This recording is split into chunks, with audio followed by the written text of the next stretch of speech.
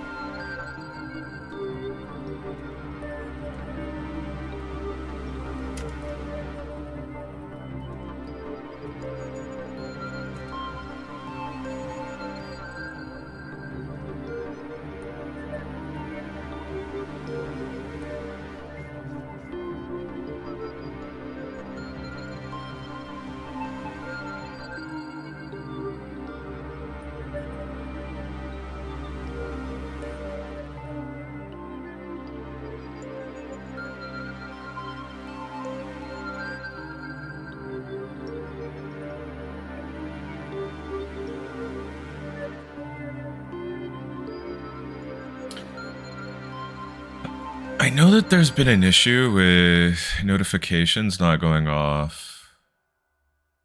Is that the case now? The stream cord just broken. Oh, you know what it is? No, okay, that works. Okay, stream information. This is part 3.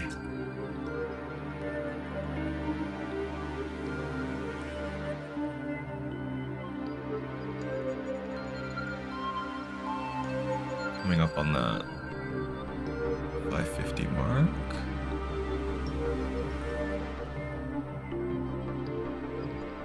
It shows up here. Just making sure. Oh, crap! I forgot I added mic audio to this scene. Hi, didn't know I was audible. I didn't say anything terrible, thankfully. Not that I would have. Here I am typing in my own chat, like people can't hear me. Alright, I mean, well, if I'm audible, I may as well go ahead and start, I guess. Let's give this button a second to trigger. Welcome, hello, well, that's awkward. Yeah, didn't completely forgot that I'd added my mic audio to the starting soon screen back when I was doing the birthday thing with the folks. That's ever so slightly mortifying, but it's fine. Welcome. I'm Z's Library, if you don't know me already. Or if you are tuning in to, say, a VOD for the first time. Never mind the fact that there's not currently a VOD channel or a main channel in existence on YouTube at this point. Don't worry about that. There will be soon. And yeah, it is another one of those nights where kind of... Okay, hear me out. This is how it's been with streaming lately. I learned a trick for myself that actually gets me to reliably hit the start stream button. And that is that I've been planning to stream forever. I've been planning to stream for like months and not streaming. If I plan to stream, a stream is not going to happen.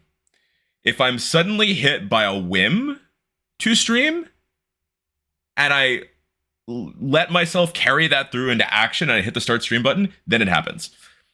That being said, this is an interesting Sunday. Once again, I am streaming at a time when I'm a little bit tired, which means I think what I learned last time is that if I stream when I'm tired, I'm goofy, and that the goofiness tends to lend itself to a different kind of energy than usual rather than no energy. Banking on that being true again today. This is going to be shorter. They do have a thing I need to do in about like 3 hours. So like the hard cap is going to be 3 hours on this, which I think is not bad. It's not a bad thing. I'm going to try to sort of pack this as full of as much stuff as I can in the meantime. And I mean, we're starting a little early. I actually have a little over 3 hours, which is good. But those are the conditions under which we're working. I'm tired.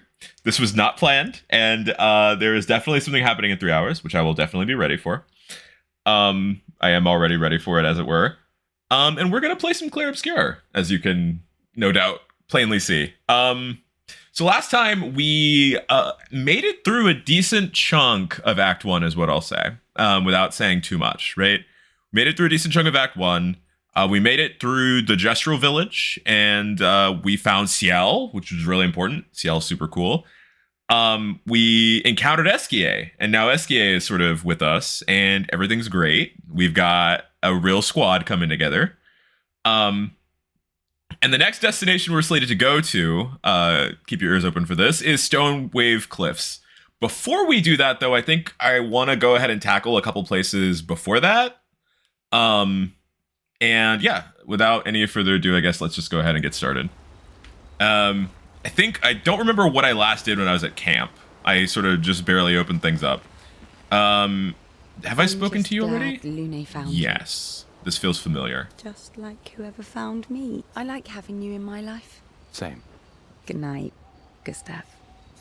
Okay, yeah. This is all stuff that we heard last time, thankfully. Also, extra thankfully, there haven't been any mishaps this time where, like, I accidentally, say, ended off the previous stream, like, by missing a cutscene. So we don't have to roll the save back or anything like that, which is great. I want to see... Oh, you know what caused me to want to upgrade my weapons? It was the fact that on my other save... Yeah, I've already upgraded everything on this save. On my main save, which I still haven't brought over to New Game Plus yet, I've been spending the last couple days, like, sort of to get my brain in the right headspace to do this, because I've been planning to stream, like, every day, and I just haven't been doing it. Again, that thing about if I plan to stream, it's not going to happen. If I accept that the interest is there on a whim, then it happens, right? I've been practicing against a certain Endless Tower pair, a certain Endless Tower duo, like a couple times every day to sort of get myself in the right headspace to potentially turn this game on and stream it. And that's what I was doing before I decided to do it this time as well. And so I got a bunch of Color of Lumina and a bunch of, like, grandiose chroma catalysts on that file, and the instinct to use them carried over to this for no good reason, frankly, because I do not have any of those things here. So I think at this point, yeah, we've already even seen the bit where we get to see their conversation together. We literally just camped right in front of Stone Wave Cliffs, just to sort of make a sort of a fitting endpoint. So we've got, yeah, we literally camped right in front of the entrance. Let me move my mic a little bit back, because it seems to me like it's kind of, like it's picking up a lot of noise from me, more than usual. I don't know what happened with that. I assume, if anything, it's probably the Windows update, because I know that can tend to screw with audio stuff a little bit. On that same note, if at any point in the stream anything seems really loud, let me know, or really quiet, actually, I guess is the more important thing. I have messed with the audio settings for a few things, just ever so slightly, because I noticed that, like, the little alert that played whenever people got an auto shout out, or whenever any shout out was done at all, was pretty loud. The Zemnis, like, can you spare a heart?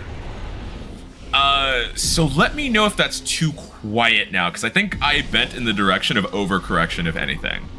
Also, we are now in Yellow Harvest. It is a very interesting area that I never did at a point where I was intended to do it the first time I played this game. I definitely did this way too late, and it was... By the time I got to it, I was in Act 3. And everything kind of died without very much fanfare. Now, the thing about this area that always gets me is that it's one of those spots where I'm not always sure which direction I need to proceed in. Because it looks like, when I first got here, the reason I didn't explore it until Act 3 was because it looked like a clearing, and I didn't explore it well enough, basically, right? I know that there is a spot where you can get down there. And I think it might be back here, even. No, this is the entrance. I have an embarrassing tendency to sort of forget how to navigate places on stream even when I've been there multiple times. And this is yet another example of that happening in real time. Because I think the path is down there. Why does this mess me up so bad, I wonder? Anyway, oh no, it's right here. This is, okay. I always remember there being some sort of weird, like, off path that you need to go to. No. You just need to remember that climbing is a thing, is what it is. Everyone is the size of a mountain. I think I can just drop here, yeah? Eating the mountain. Yeah. We just tactically roll like it's no big deal. Also, the Nevron eating the mountain is such a wild thing. When you're on the world map, especially past a certain point in the game, when you're on the world map and you see that thing, it always feels like something that you can or should be able to fight. And yet, am I the only one saying this? A Nevron that is not hostile. All it does is eat the landscape around it. Yeah, see, okay. I knew I was jumping the gun a little bit by pointing that out, but yeah, there you go. There's your confirmation that that thing is not hostile at all. Didn't stop me from being really surprised in Act 3 that when I bumped into it, it didn't start a fight. Did not stop that from happening at all. Let's see. Gonna go ahead and just advance. I know that there is at least one really good Picto whose location I cannot remember for the life of me. That is just like really worth getting, even just for completion's sake. I do want to make sure I get as many Pictos as I can remember to get. Alright. Let's get into an actual fight though. Okay, still kind of have the speed advantage here. I was prepared to like maybe be put in a position where like that wasn't a given.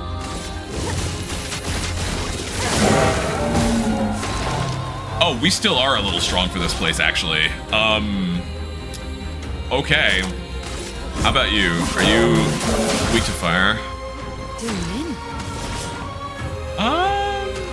If I just shoot you, will that be enough? If I hit you once. Nope. Timing's bad. Okay. You know, this is gonna take some... Yeah. But, I'm surprised by how one spark was enough to do that Golden. I think I still need to... I need to get here earlier still on the next playthrough, I do. This is the impression I'm now getting. He's like, watch, this is probably also gonna one-shot. And I don't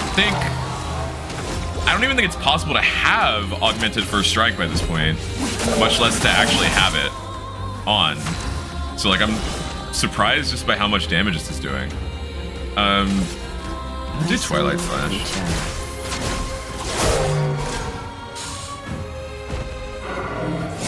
I'm still the timing on that. Careful now, Gustav. No, wow. Okay. You know something? I think I might not have any Pictos on. Can you spare a heart? Yo, Zuzucat, what's good? Welcome in. Yo, I'm awake for Z-Stream. Hey, good to see you here, and appreciate you being here. Yeah, how's it going? Hope things are going well. I hear that streams might be back on the menu here pretty soon. Hope everything's going as planned with that. Let's see. Also, yes, if you're not following the Zuzucat already, you've made a horrible mistake up to this point not doing so, and this is your opportunity to correct for that. So, like, I encourage you to do so. But yeah, welcome in. We're just getting started, getting up to a little bit of old Clair Obscur.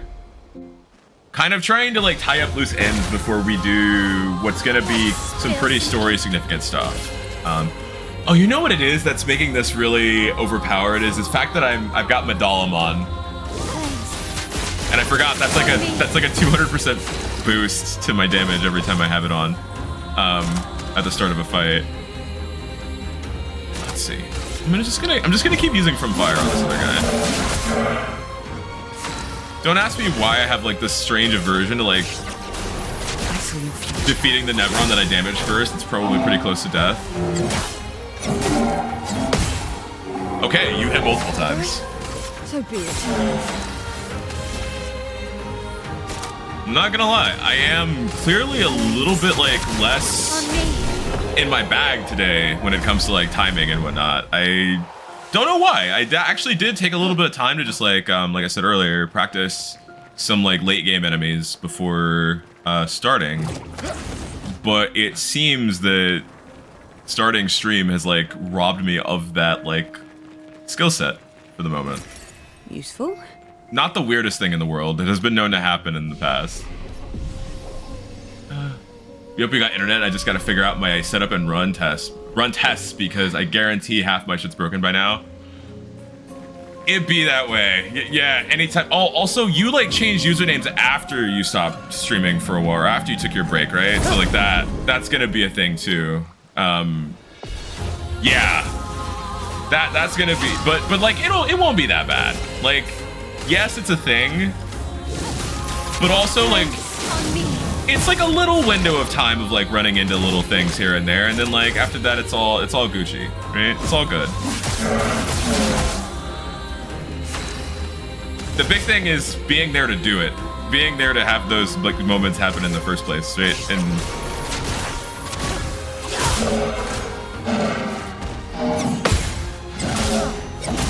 actually hitting the go live button.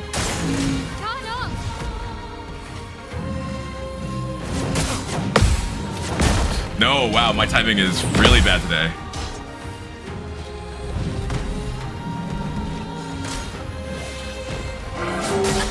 Wow. Okay, we're gonna do focus foretell on you. Because you tend to do the more annoying things. I'll do swift strike because I want to have Virtuo stand up for the next turn. And then ideally I should attack this one. Really excited for my auto shoutouts on everyone's channel to stop.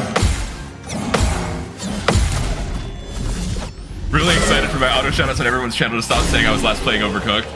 Oh, that I hadn't even thought about that. But yeah, I mean, this is fair. What are you planning to sort of stream next? By chance. What are you gonna replace Overcooked with? Let's see. You can't go this way. Of all the areas in the early game, this is the one I think I've spent the least amount of time in overall, despite it actually being a pretty big area. Like, plenty worthy of exploration. It's just that when I went through, it was for cleanup, because I had missed it so thoroughly. And so as a side effect, like, Stardew Valley or maybe Mass Effect 2 and 3, I see. All of them are good choices, different moods, of course, but like, good choices on the whole. Let's see. I don't want to use this on you because I'm gonna have to shoot you. In fact, let me go ahead and do that now.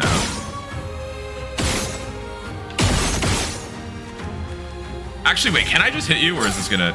No, yeah. Maybe I'll come back with DS2 like the good old days. That'd be sick. Dude.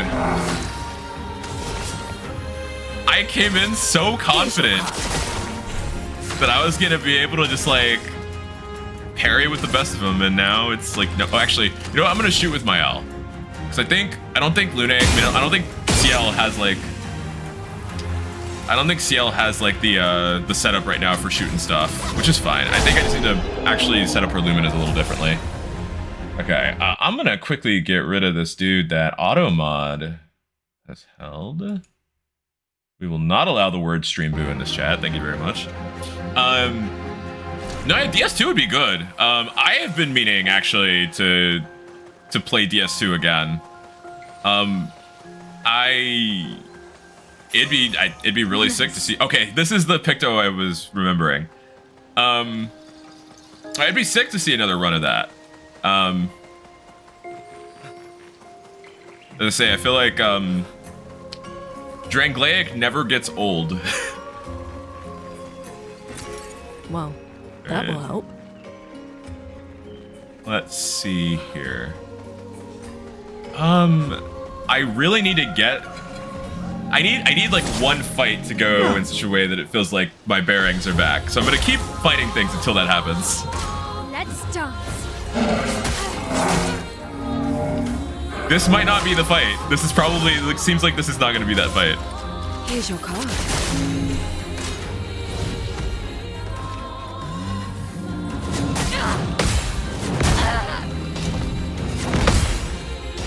Good lord, okay. And then... Ready to parry. Okay, there we go. It's coming back to me. It's coming back to me. I love augmented counters so much. I love augmented counter so very much. And we're in virtuo stance, so this is gonna... didn't hurt nearly as much as I thought it was going to, actually. Never mind. Gonna hit you. I know Gustav is not gonna do that terribly much damage.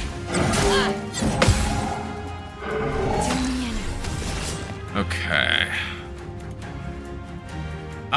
Focus Portel has been used on you. I saw your future. Should probably, yeah, I should definitely build up more. Oh, that fire was very fortuitously timed. You do not have any burn on you, so using that other ability wouldn't have made sense. Okay. That thing I said before about fighting things until I get my bearings, bearings still haven't been gotten. Nicholas, Expedition 44. Okay, let's listen to this. The idea was you'd only have to fool the first one. Then Jules can wear its carcass to trap the next, and so on. Until we all have proper cover. But disguising ourselves as Nevrons has proven to be extremely ineffective, to say the least. Maybe they recognize each other by their chroma. Anyway, it was an utter failure. To any expeditions that follow our trail, do not disguise yourselves as Nevrons. It doesn't work. Okay. I do think what I want to do now. Oh wait, it's a. I think I might have missed this mime actually the first time I played this. Okay, this will be the real test because the mime should be so deeply ingrained in my memory. I can do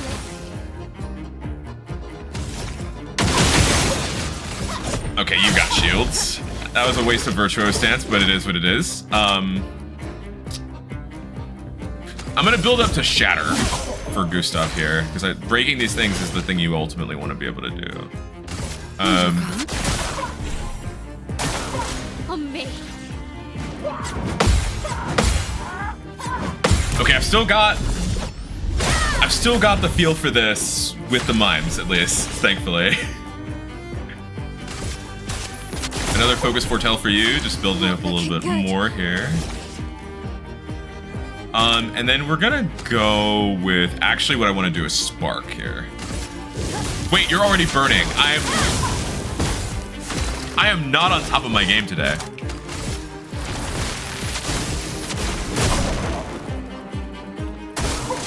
Let's dance. Okay, cool. I'm feeling a little bit better. I'm feeling a little bit more confident here after this. I think it's just that I'm dealing with enemies I don't deal with a whole hell of a lot in this area. That 72 is probably actually respectable for an area like this one. Careful Okay. now. Cool. I'm noticing that the mimes have like a parry timing that's very generous though. That's one thing oh, we don't even need Flurry to do this. Actually, it's just gonna happen here. Well. Okay. I'm gonna rush in the hopes that it'll pull my L ahead of the mime. It's not gonna. Not that it mattered. And then we're gonna flurry. Finesse and precision. Oh, this one's actually a pretty tanky mime. Ready. Okay. We're in Twilight.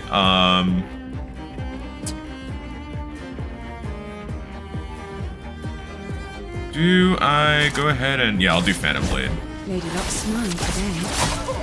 Using an ability that actually has a high multiplier on it would have maybe, yeah, been helpful when I was complaining about damage feeling kind of low.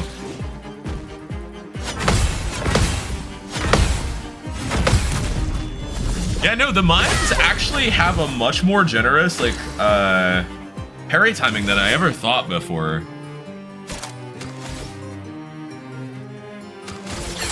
I'm just gonna hit you normally, I'm gonna be real. I think the thing that's really gonna decide this is if Flurry can proc roulette. Yep, here we go. This is it, I think.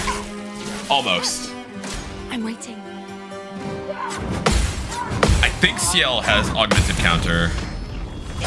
But this is also her default weapon. We still haven't gotten anything for CL yet.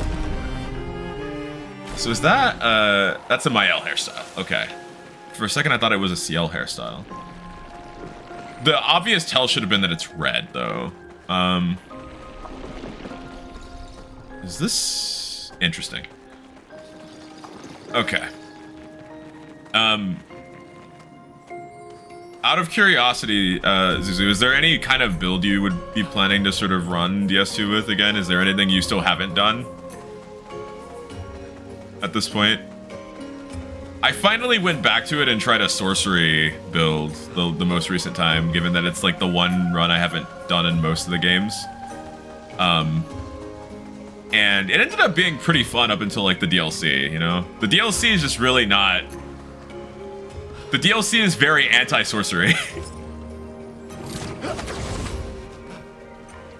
Let me tell you how good DS2 is. Hey, you're preaching to the choir, my friend. Also, welcome in, Munchie. Good to see you. Hope you are having a good Sunday. You are preaching to a choir of DS2 enjoyers. I didn't always used to be a DS2 enjoyer. It took me having a second playthrough of it to like really actually have things click. I hated it the first time, but like I love the hell out of it now.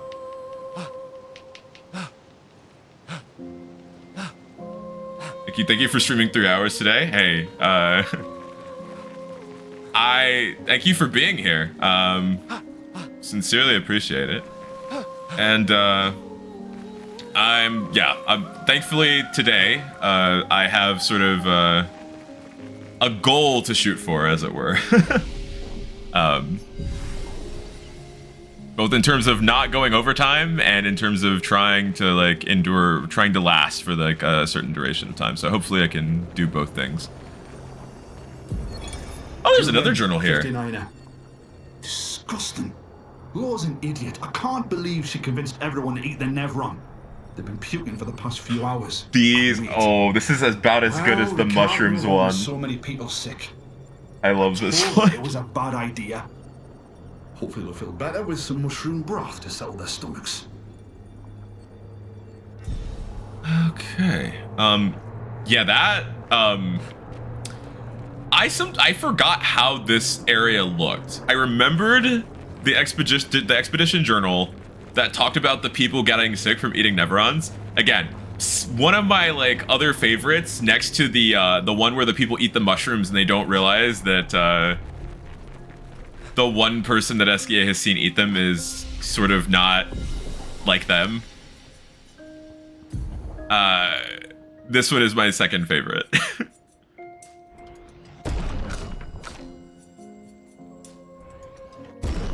Let's see. Gonna pop everything into everybody's most like highest scaling stat. Gustav still needs like 3 more points before we can get that ability there. Anything I can get from Mael here, that would be fun to get. Rain of Fire, Aegid. So like on the list of abilities I never use, Aegid and Guard Up are like 2 that I've literally I did not use once, I think, in the first playthrough, or in any subsequent like run-throughs of the beginning to get my save files transferred over from Game Pass. And I frankly I don't think I'm ever gonna use them. I also never it took me until the end of the game, like literally the end of Act 3, to unlock Revenge and Pyrolyze.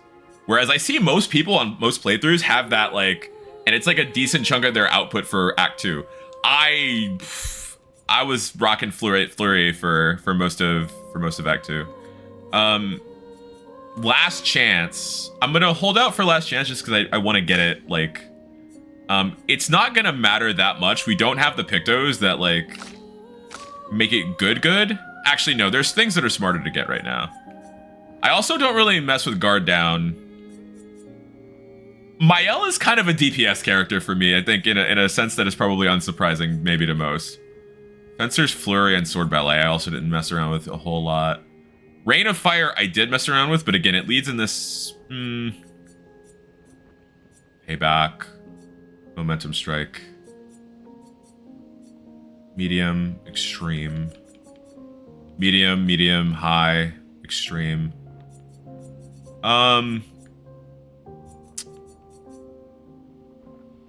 I'm gonna hold off until I have 6 points so I can get the next skill that's available there. So I can get... Basically, where I'm at right now is I'm thinking about multipliers.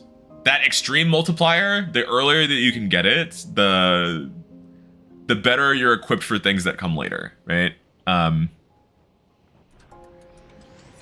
game isn't super forthcoming about what those like low, medium, high, very high, extreme multipliers are all about.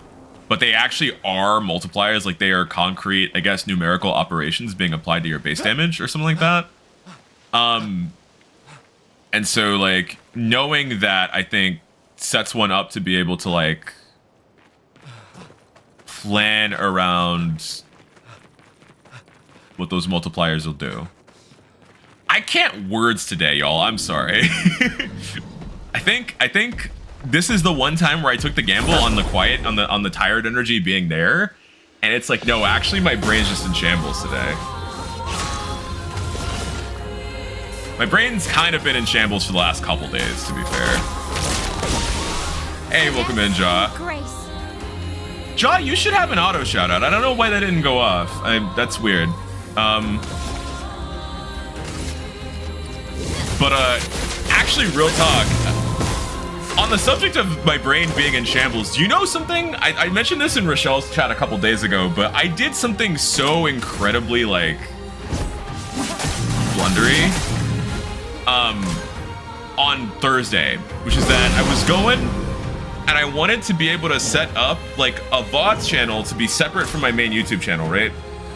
And, I went to go try to reorient my, like, YouTube connections to Twitch, and it ended up proving really difficult to do that. It didn't show me all my channels, so I went and started to go deleting some of the ones that I don't use, right?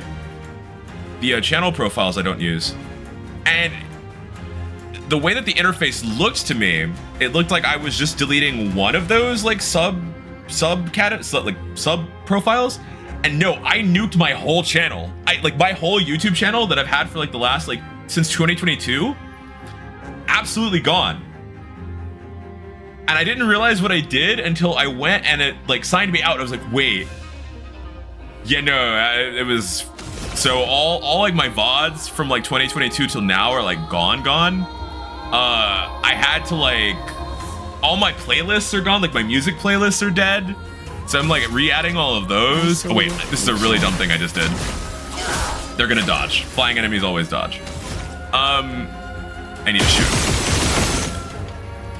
Okay, and then what I'll do now is I guess I'll just empower somebody else with a little bit of energy.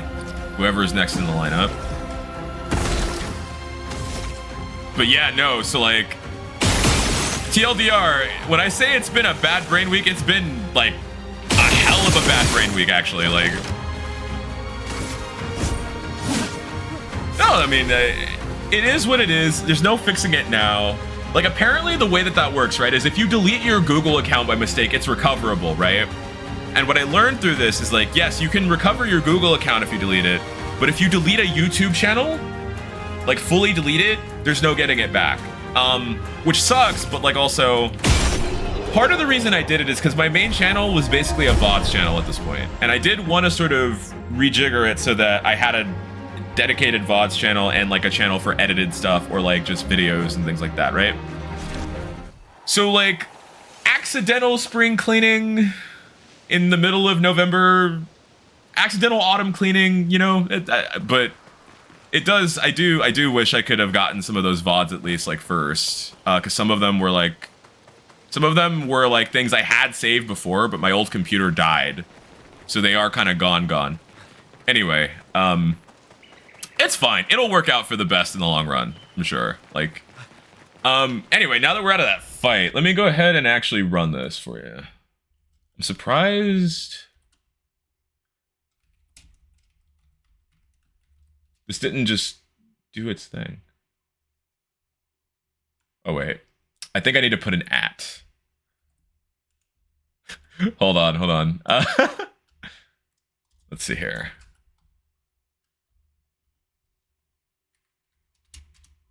Can you spare? There we go. a heart? Okay, it does need the @ for some reason. There we go. Yeah, if you're not following Ja, absolutely do drop him a follow. Ja just got through beating Silksong the other day and has been playing, what is it called? The Esoteric Ebb was the one that, like, yeah, was the one that you started the other night, right? It's kind of wild. It's like really heavily like D&D themed. Like, you can, if you know stuff about D&D 5th edition, you can like immediately start pointing stuff out. Like, but it's like if D&D 5th edition was like on some Disco Elysium type shit. Yeah, it's pretty solid. I've been itching to get back into it. It looked really cool. I know that it's like also like, Let's speed things up. I know that it presents that issue of like being kind of text dense and therefore kind of like, yeah, narrating it all is kind of nuts. That's what I was getting at. It's like it's a lot of narration. Like, I imagine you probably, like, your voice probably would get tired after a little bit. But I mean, as far as like what it's doing, like, you know, with like the world it's building and like thematically and stuff like that, it seems pretty sick. I'm so curious why it only lets you be a cleric. I'm waiting.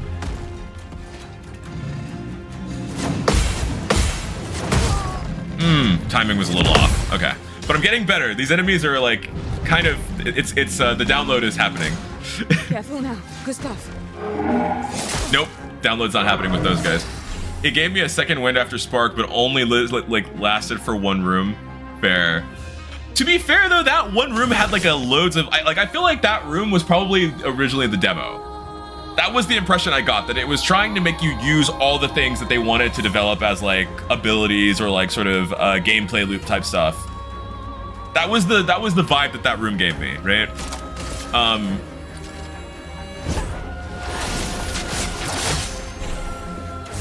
Or it could have just been intended to be like a tutorial room. Even. Let's see. I'm gonna go ahead and take this guy out. Even though I was overconfident, I thought I'd be able to take it out. And I targeted the wrong dude.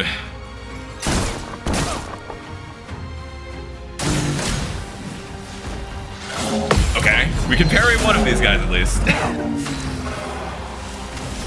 And then I'm gonna, no, this is not a good idea actually. There we go, cool. Perfect. But yeah, no, I am looking forward to more of that game. Like that game looks sick. Like, how diff is this gonna be compared to your first playthrough? That's a good question. So I guess like the biggest difference is that like the first time through,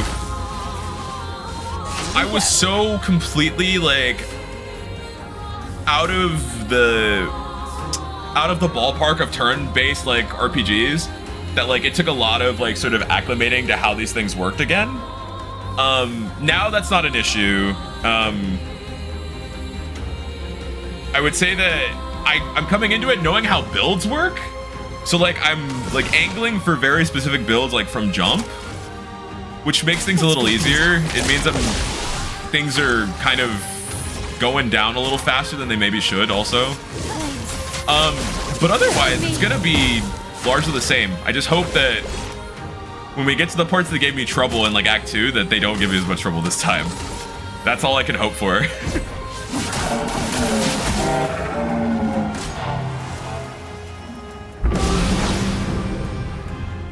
Oh hell. Your jar.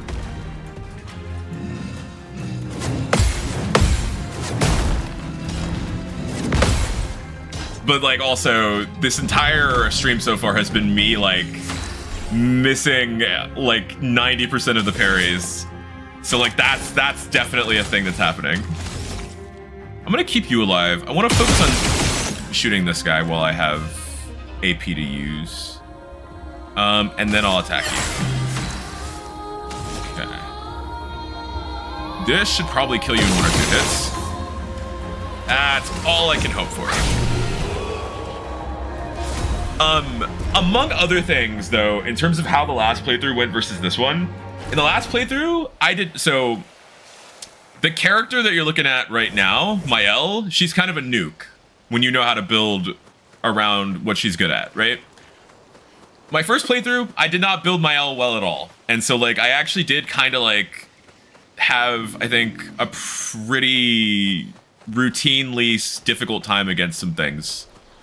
This time, I know how to build Mael. I figured it out by the time I hit Act 3, right? So, kind of letting Mael be a nuke this playthrough. a nuke on two legs with a sword. Let's see. We're gonna go focus Foretell.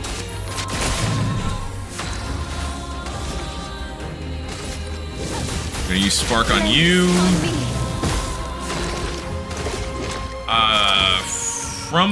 Actually, I want to make sure I can get you out of the way sooner.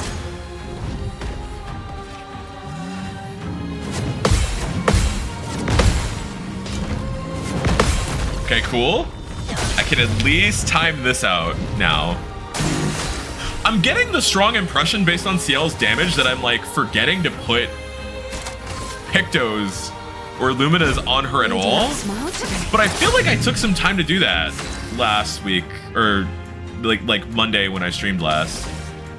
So I'm very confused. This isn't gonna do nearly as much damage this time because I'm not in Virtuo stance.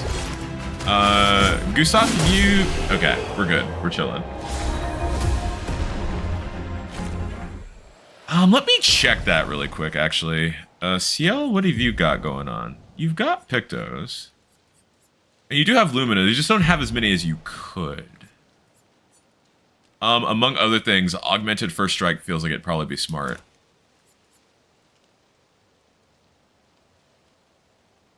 Saw mid to late game menuing and stat stuff for this and couldn't follow it at all. I'm gonna be so, like, honest, like, it looks overwhelming, but, like, I don't know. And I mean, it can be overwhelming potentially, depending on how fast you're getting through the game. Because, like, I've seen people who are, like, really trying to get from point A to point B, and, like, they tend to struggle a little bit more with, like, figuring out what all is at their disposal. Like, they don't get as much time to experiment with stuff and whatnot.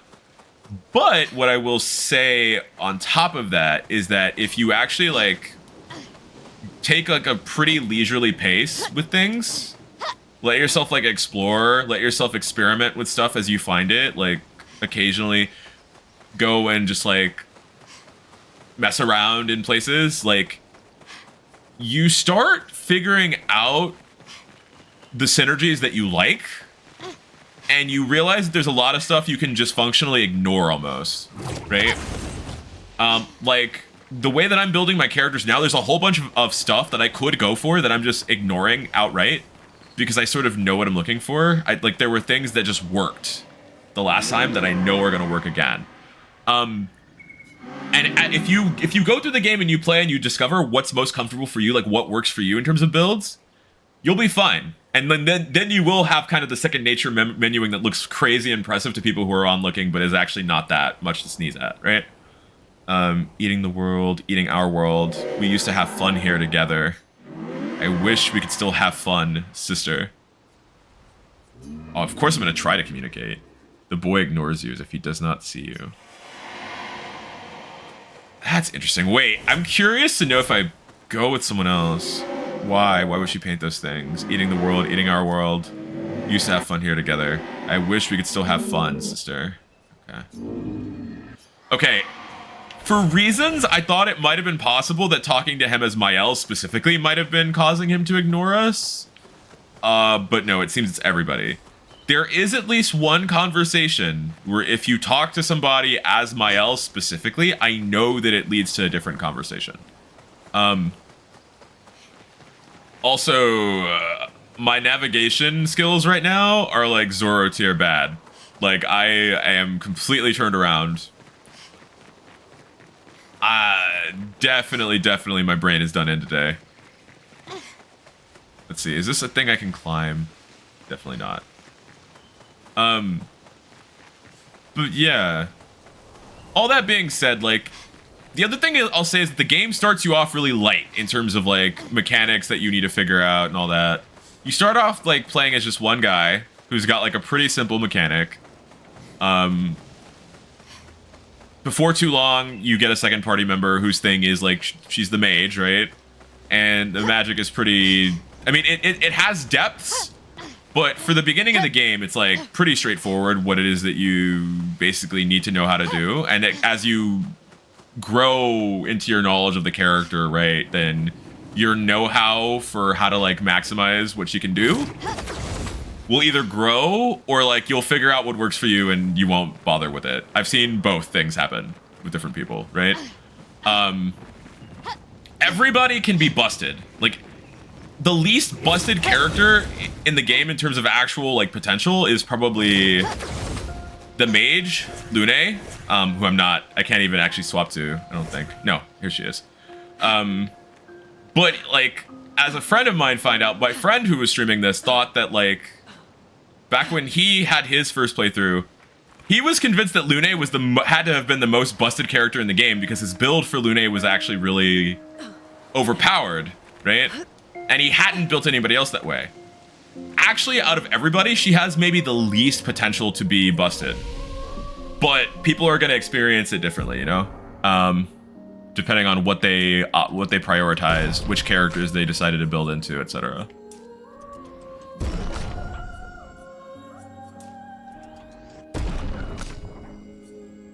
In terms of like raw potential to like actually break the game, Mael here and another character that we'll see later are kind of like the top contenders for that. She needs one more point before I can do much of anything. I'm gonna go for Crippling Tsunami here because slow is really helpful. And Crippling Tsunami induces slow. And then for Ciel, I think I want to wait until I can Delaying Slash. That would go really well with the synergy I have working for Ciel at this point. Actually, no, I want to take this because I want to get All Set. All Set is really helpful. And then Gustav only needs one more point before I can get the last ability we have available for him at the moment. What am I doing? Should I be here right now? Like, should I actually be trying to navigate this? Or should I, like, try to maybe follow the story a little bit, since that path is easier to navigate?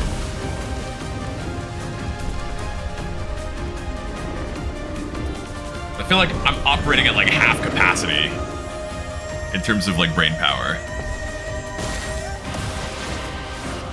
Let's dance. Cool. That should get rid of all the shields since all three of us attacking, right? Yeah, let's go. Okay. Augmented first strike. In this game, who's the healer? So that's the thing. Theoretically, Lune, the one who I don't currently have in my party, has like some of the best healing potential. Lady looks smart today. That being said, Ciel, the one I am using on the far right, can also kind of be a pretty competent healer, and there's one character that we don't have yet who can also heal people pretty effectively. By endgame, the one who has the most healing output I usually dedicate to damage, and I usually have one of those two sort of handle healing. Like they kind of don't get slotted into those like standard RPG roles. Like you have a lot of choice for how you want to build these characters, basically.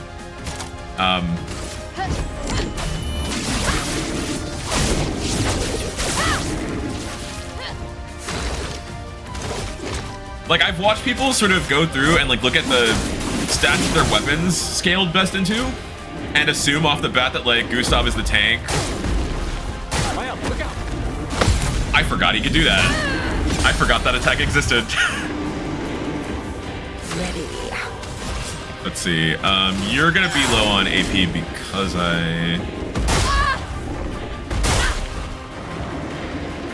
Nope. My timing is so off here.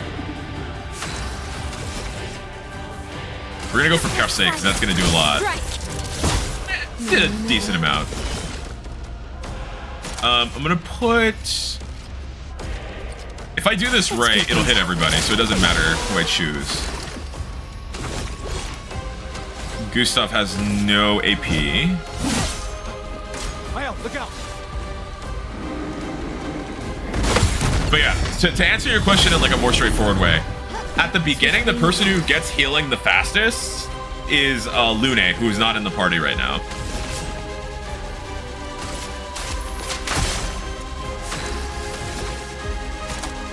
Let's see. I'm gonna go for Mezzo Forte. And then let's go. Oh, Shatter will break him. We'll do that. Yeah. Take your shots. You got a lot of freedom in this game. Good lord. I'm totally thrown off here.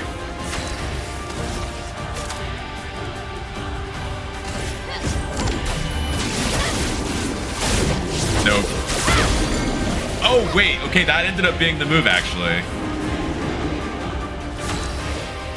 He's gonna get 2 turns soon, but Spark... Yeah, okay. I figured fire would be the thing to end this quicker. Also, energizing attack is a good one to have right now. By the end of this game, you get to a point where you can have so many different passives that give you basically skill points that, like, it's gonna be rare if you build right that you don't start a turn with basically like 9 AP. But at this point, there's not as much of that. So it's good to, like, take full advantage of what you've got while you get it here this early in the game. I think that was everything. I'm going to be so real with you. I think we've been going for, like, almost an hour. The last hour of me doing things in Yellow Harvest has actually been a blur. Like, that's how out of it I am right now.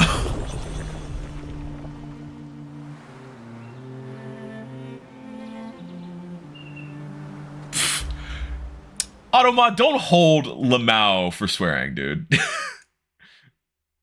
Automod is bugging. And has been bugging for a good little while. Also, wait, let me hop back on SKA real quick. Yeah, make sure you gotta throw that cheeky asterisk in there. Otherwise, Automod might think you're up to no good. Okay. Well, this is the right way. How did I get here the first time? Or is it that this deposits me someplace new? I don't think so. This is definitely a place I've been before.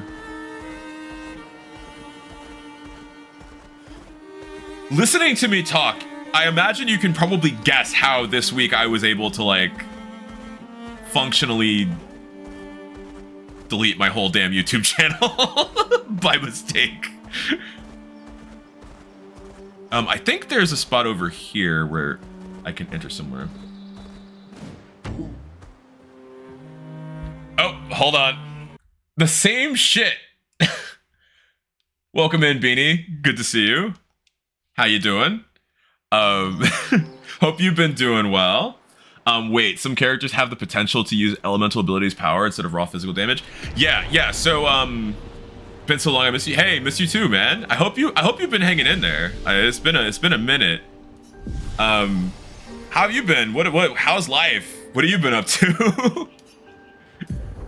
And also, may I, my brain, I keep starting sentences and not finishing them. May I, what's the word? Never mind. I'm gonna go a different track of sentence entirely. Have you heard about the game of the year to be, and have you played it yet? Is the second question I would like to ask.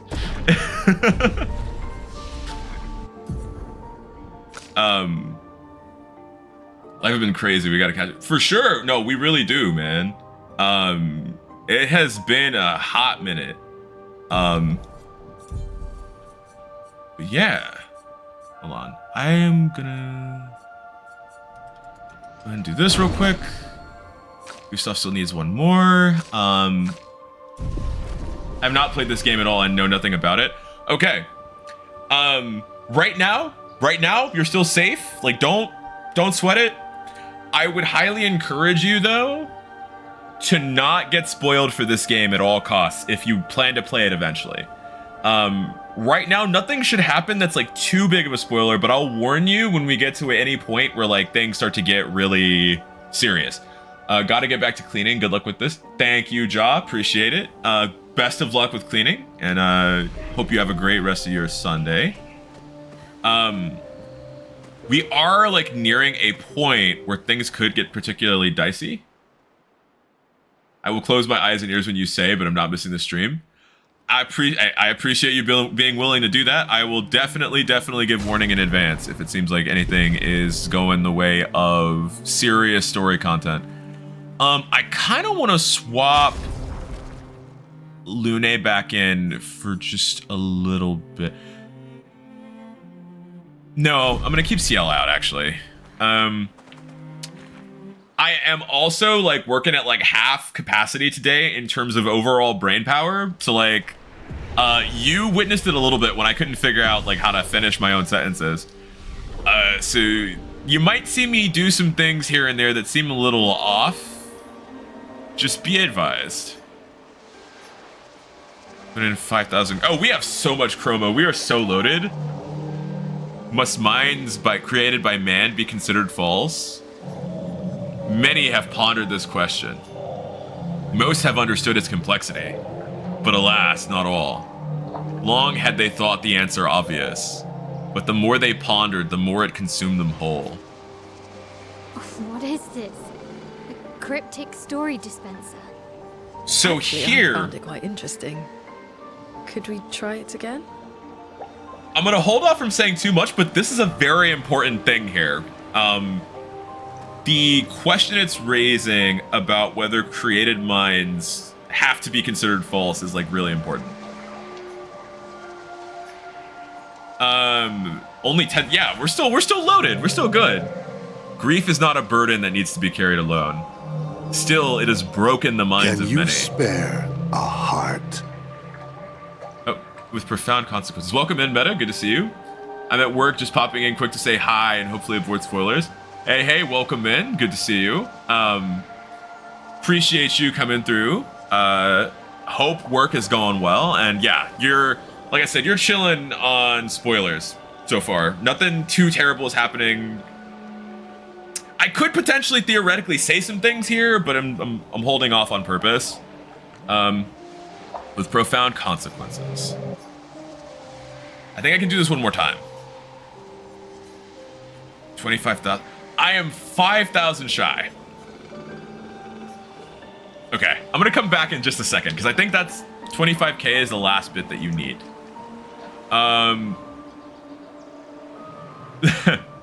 Automod is bugging, man. Automod is bugging the hell out. Let me just do that. Oop! Oh shit! Did not mean to do that.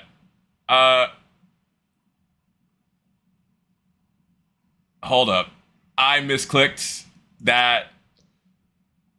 Give me a sec. So, I think if I do this again.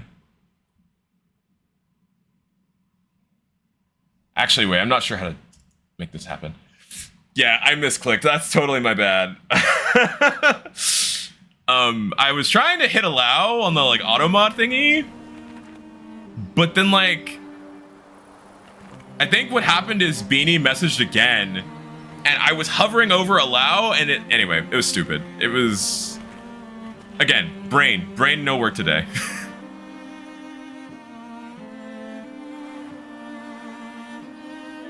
This is gonna be one of those times when like you're gonna see some glorious manifestations of error occur. Wait, why am I not? Case in point, I should be using SKA to move around fast. Yeah, I'm sorry. I think that should be a pretty brief little window of time. Like, I think it said 600 seconds. Yeah, it was 600 seconds. I couldn't tell you that. Well, okay. 60 seconds. No, that's 10 minutes. Okay, that's a decent amount of time. Yeah, that's totally my bad, man. I forget, I think potentially if you... But I don't want to gamble it is the thing. I feel like I remember someone saying that if you time someone out a second time and like you make the duration shorter, that overrules the first one. But I'm not certain about that in the slightest. And there's a chance that just adds to it, and I don't want to do that. Because, like, yeah, if that works that way, then you just say, like, timeout so-and-so, like, 1 second, and it seems like it does the trick. But I don't want to gamble. Okay. So, I'm going to warn y'all in advance, this is an area that is going to have some pretty major stuff happen by the end. I will warn you when that's happening, like when that's coming up. For the time being, you're still safe.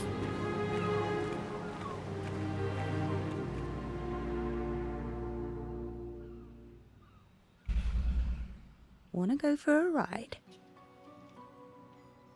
Apparently, that was where people went on dates, you know? What do you think happened in those cabins?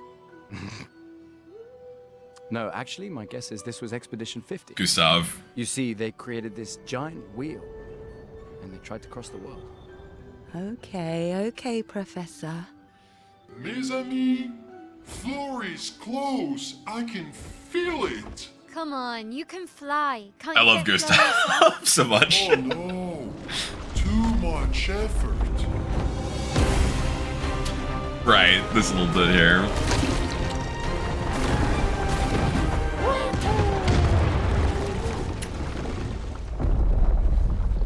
However much I love Gustav, I love Esquier like that much more. Apparently so, but also lazy. All right, let's go. What a weird creature. Too much effort casually destroys one of the freaking Burgeons that's been giving us like a little bit of trouble every time we fight them, and like one-shots it. Like Esquier, man, I love Esquier so much.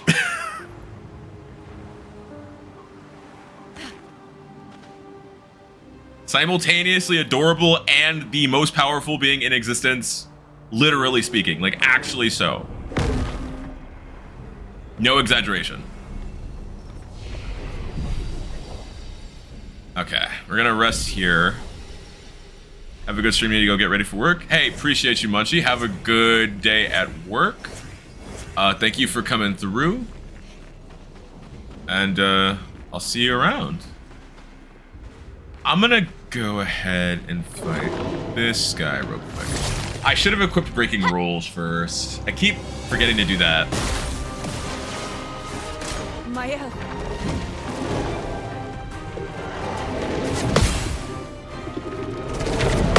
Okay, cool. I remember how to parry. Oh, but he has shields up. Here we go. It ended up not mattering terribly much, and I did it. Didn't mean to do 3 there, but it's fine. Okay, here's what we're gonna do. We're gonna build up that break bar as fast as we can. Or I just take him out with 1 skill.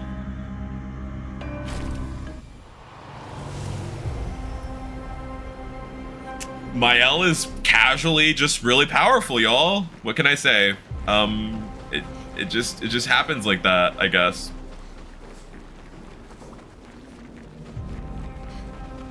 As far as I could tell, I wasn't even doing anything that was that like was that busted. Gotta go because work, but I'll maybe pop it back later if you're still going. Gotcha. Hey, like I said, enjoy work. Well, I hope work goes smoothly. I hope work is as enjoyable as work can be. Ideally, more than you might expect. And yeah, I'm only gonna be going until like probably like 8:45-ish. But like, yeah, if I don't see you, I'll talk to you like later.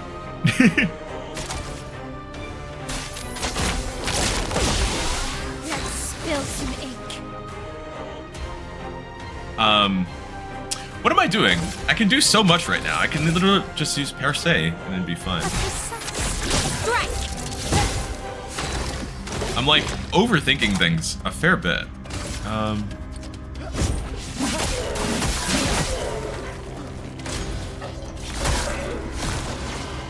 Right.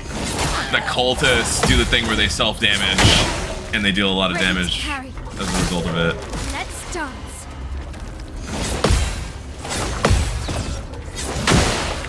Okay. So far so good. Ciel. You can probably take this person out in one hit. There we go. Perfect, perfect.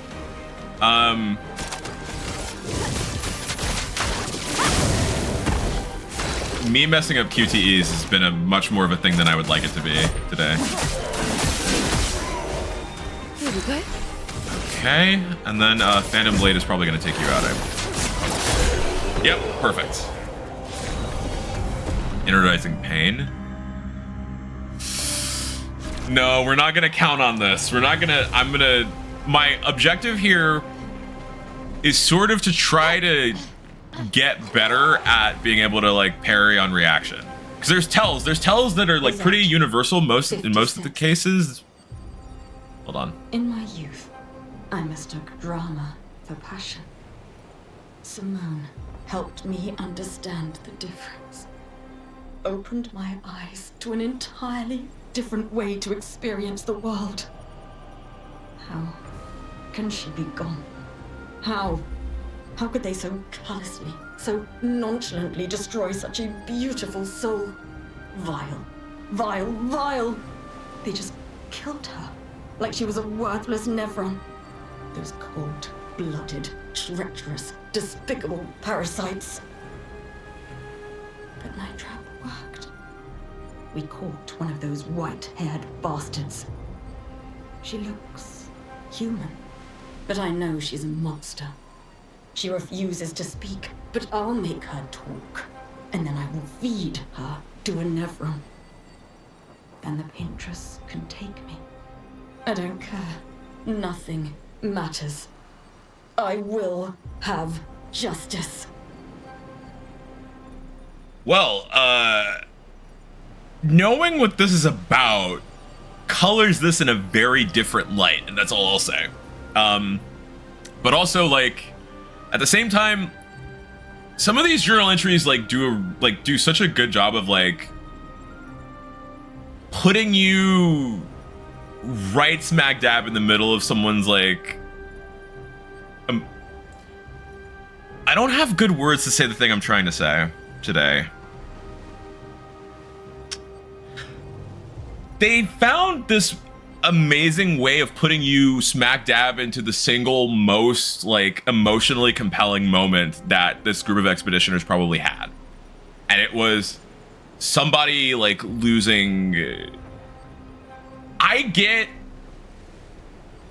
romantic overtones from this one, but it doesn't have to be the case, right? Where like it could simply just be that like this is a case where someone valued someone else for showing them a vision of the world that was like really aesthetically driven and like sort of revelatory and all that stuff. But either way, like they lost someone who was so central to how they like lived and moved about in the world that they like needed to seek vengeance, and they went about it in a particularly horrific way against someone who probably didn't deserve it, is what I'm gonna say without saying too much.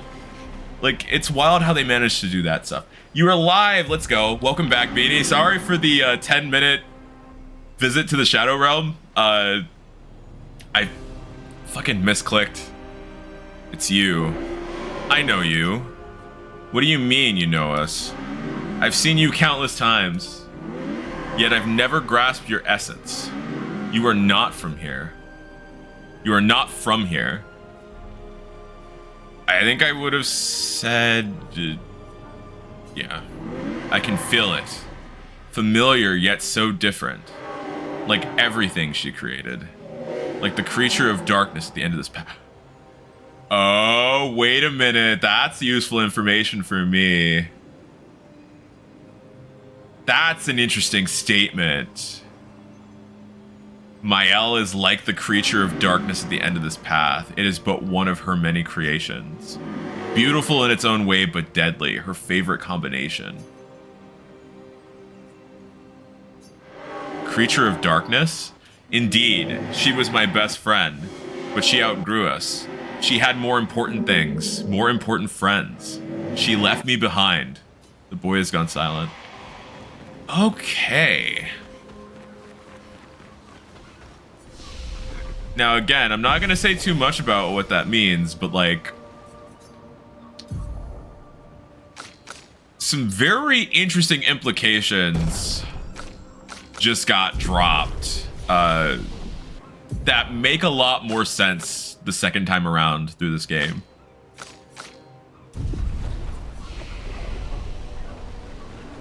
And that's gonna happen a lot, is what I'll say. Okay. Let's go ahead and...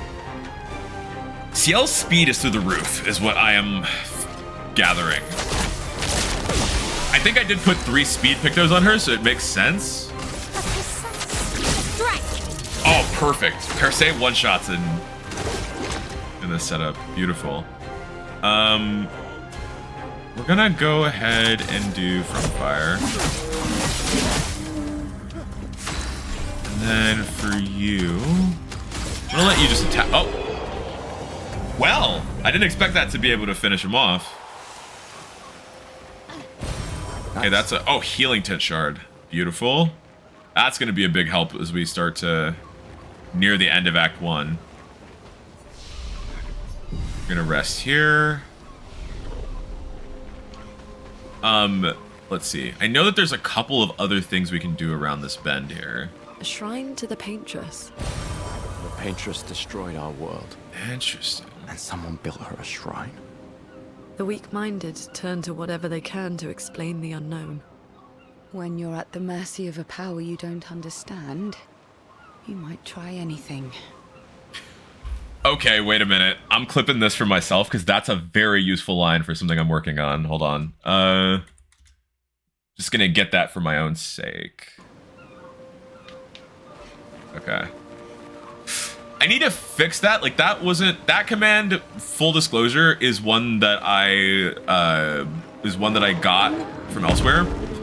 But by now, I definitely should have corrected it to actually drop a usable link and not just like the weird clip tags that Twitch appends to every clip.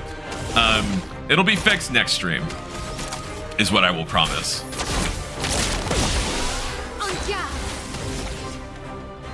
And yeah, at this point, since Mael's starting in Virtuo stance every fight, which for those who are not in the know, Virtuo stance is basically like a really, really useful...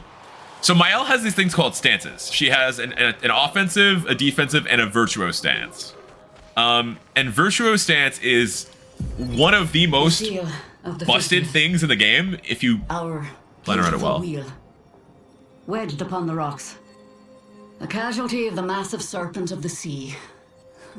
But even shattered, its presence is still comforting. Adrian and Gabriel are doing their best to sustain morale, but with no food, no clean water, no way to fix the wheel, our fate is quite clear. Well, to me at least. But I have no desire to hold back the hopes of others. Perhaps we will find a way back.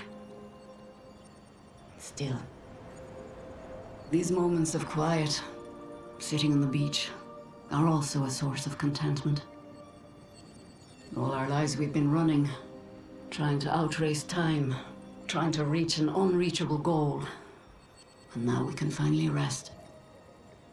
At least we got to see some of the wonders of this world.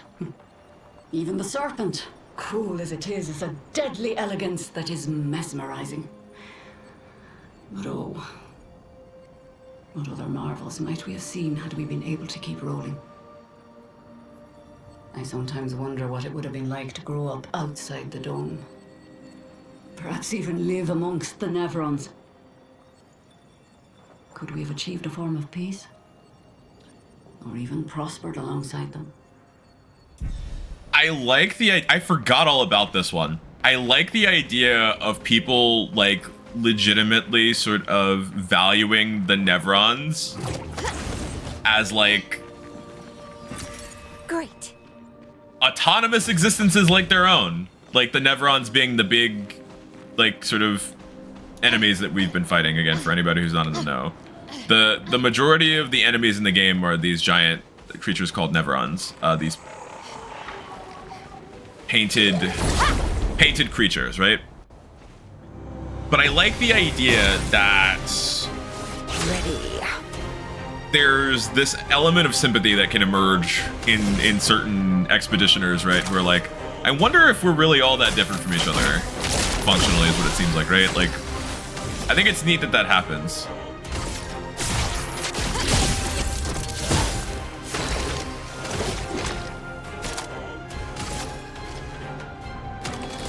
Actually, I want to... Yeah, I figured Gustav could probably take that out in one turn. Actually, anybody, it seems like, can maybe take these things out in one turn.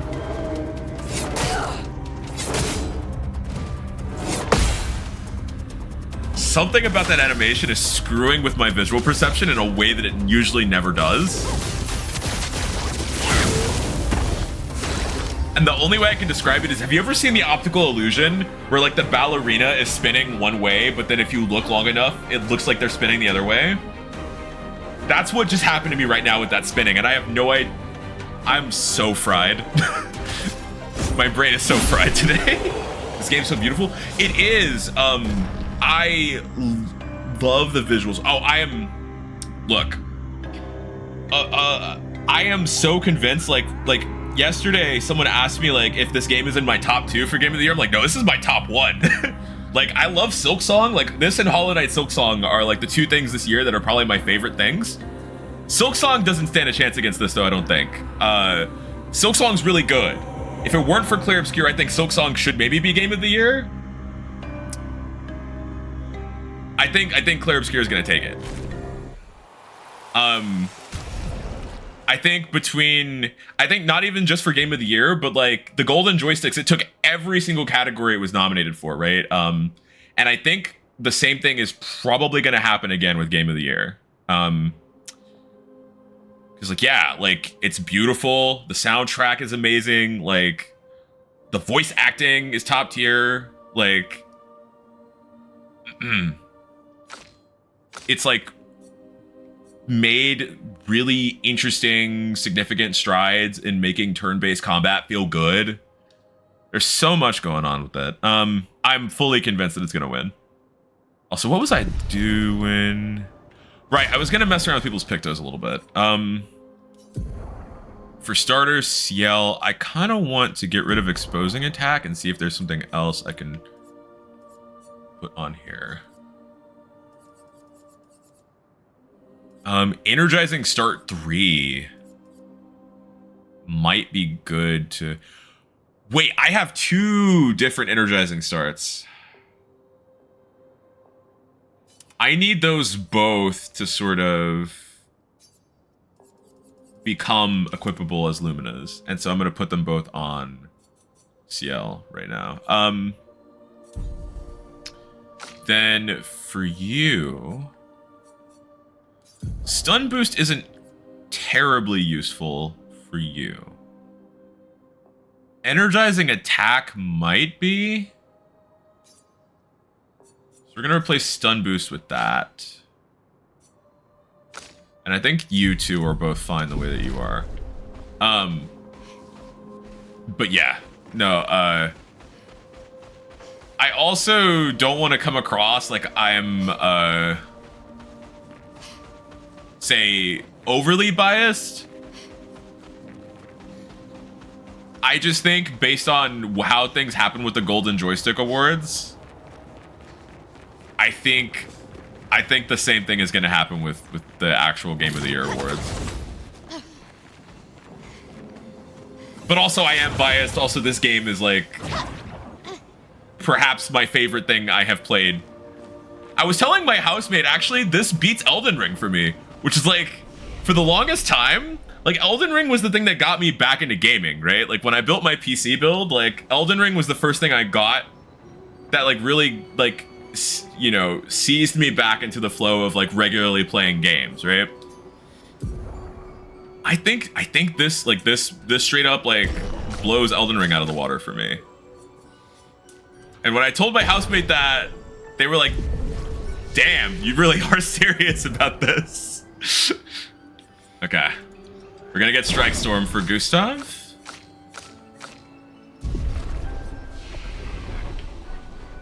And then we're here. Okay. If you're still trying to avoid spoilers, this is still safe territory. We're still good here. Again, I will warn folks when we start approaching territory where you might want to like close your eyes and your ears for a moment. But we're still got a little ways to go before then. I kind of want to deal with... I'm wasting Virtuo Stance by doing this, almost, but... No, I'm not. No, I'm not. We're making marginally smart moves here. Okay, cool. Oh, wait a minute. No, I could have been a little smarter than this. That's fine, though.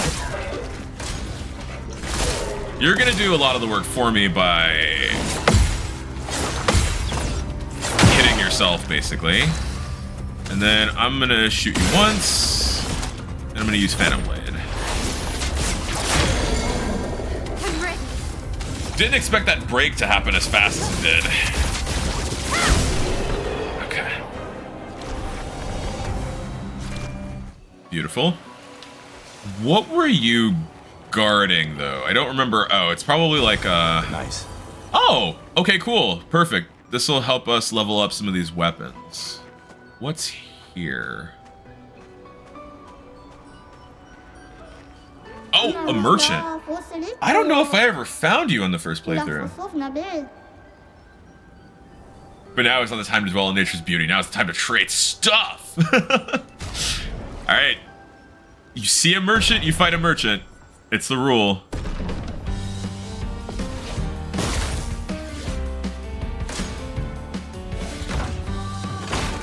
I feel like I remember this one. I was gonna say, I feel like I remember this one packing a little bit of a punch. Never mind. Never mind. One hit from Parasite was enough to take it out. You've defeated me in a duel. Rest assured that nothing in the universe will stop you now.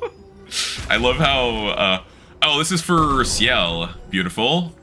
Right, I got a weapon for Ciel. That's what I was gonna do. Because Ciel has been using her default weapon this whole time. That's part of why her damage has been so low.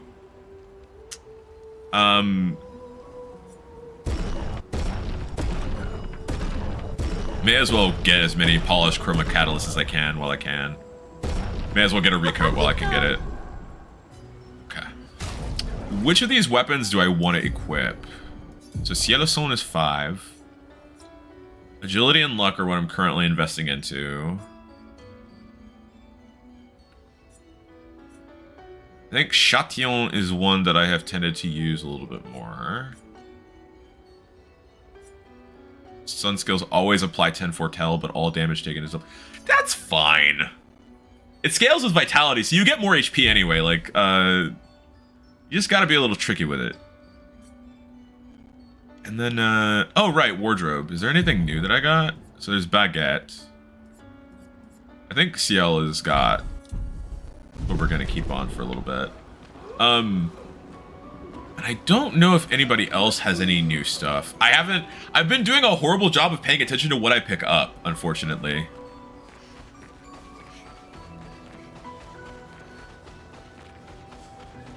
What's funny about being in such a scatterbrained state of mind is that, like, the thing I have to do after stream is like a social thing. So like, I'm very curious how that's gonna work out if I'm like this. Like that has potential to go all kind of ways. I'm basically just gonna be catching up with some homies from college, who I haven't gotten to speak to in a long time. And I'm looking forward to it, but also like, good lord, with how toasted There's all sorts of ways that could potentially go. I still haven't equipped breaking rules on my L. I don't think it matters yet. I don't think.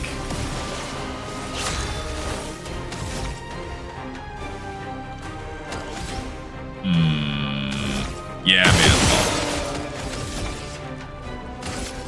Oh, right. If you're in virtuous stance, it only takes 2 points. I forget about that specific condition for this ability all the time. Lady Luck smiled today. Okay. You know what? CL is now a contender, standing up right up there with Mael. You love to see it. I'm gonna go ahead and use a regular attack here. Heads up, CL.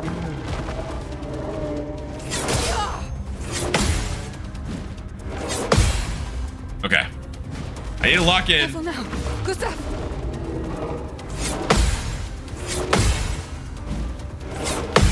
No optical illusion that's probably only happening for me will be enough to keep me down forever.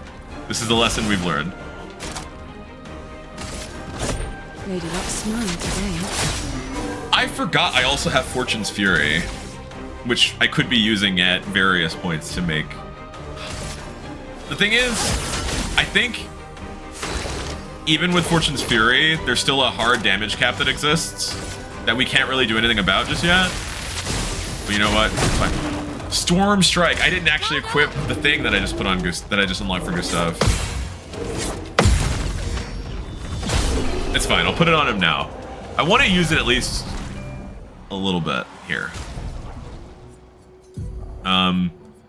So we'll take Powerful and we'll swap that out for Strike Storm. There we go. I have not seen Gustav use this ability before. I'm really curious to know how good it is. You.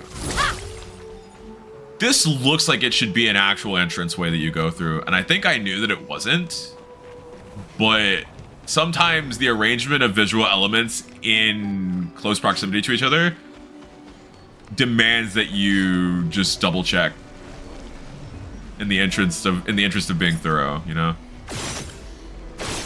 Okay, there's one of them things. Sure. Okay, there's the second one. Can you spare a heart? Yo, Spook, welcome in. Good to see you. Hope you are having a good one. How have you been? I hope you're also feeling better than when last we spoke. Let's see. Also, no worries for the shout out. If you're not following Spooked, absolutely do. Spook's hella chill. You were very recently... Well, you were playing Symphony of the Night the other night. Okay, good. Glad to hear that you're doing better. You were playing Symphony of the Night, I think last I checked, right? But you also have like an ongoing playthrough of Nier Automata, right? Also, where's that third paint cage? Thingy thing.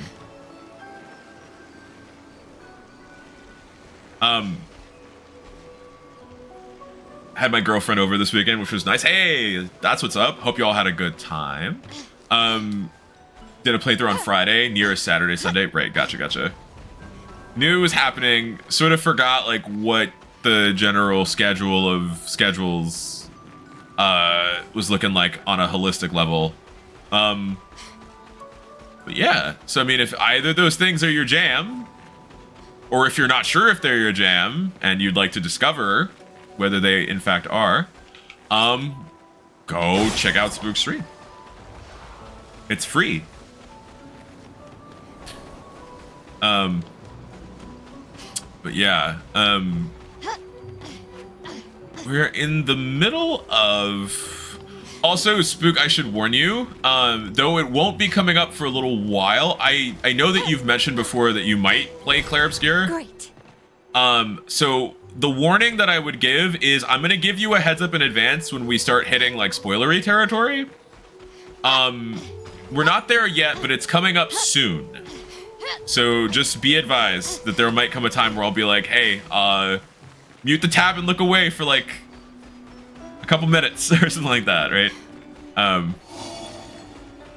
Because this is one of those games, like, I don't know if you're like this. For me, oftentimes it's the spoilers that convince me to actually play something. With this, I'm really glad I didn't take that approach. I think this game would legitimately be not, like, it doesn't ruin this game, but, like, it does make it so that, like, part of the experience is about certain bits of knowledge being gained off from you.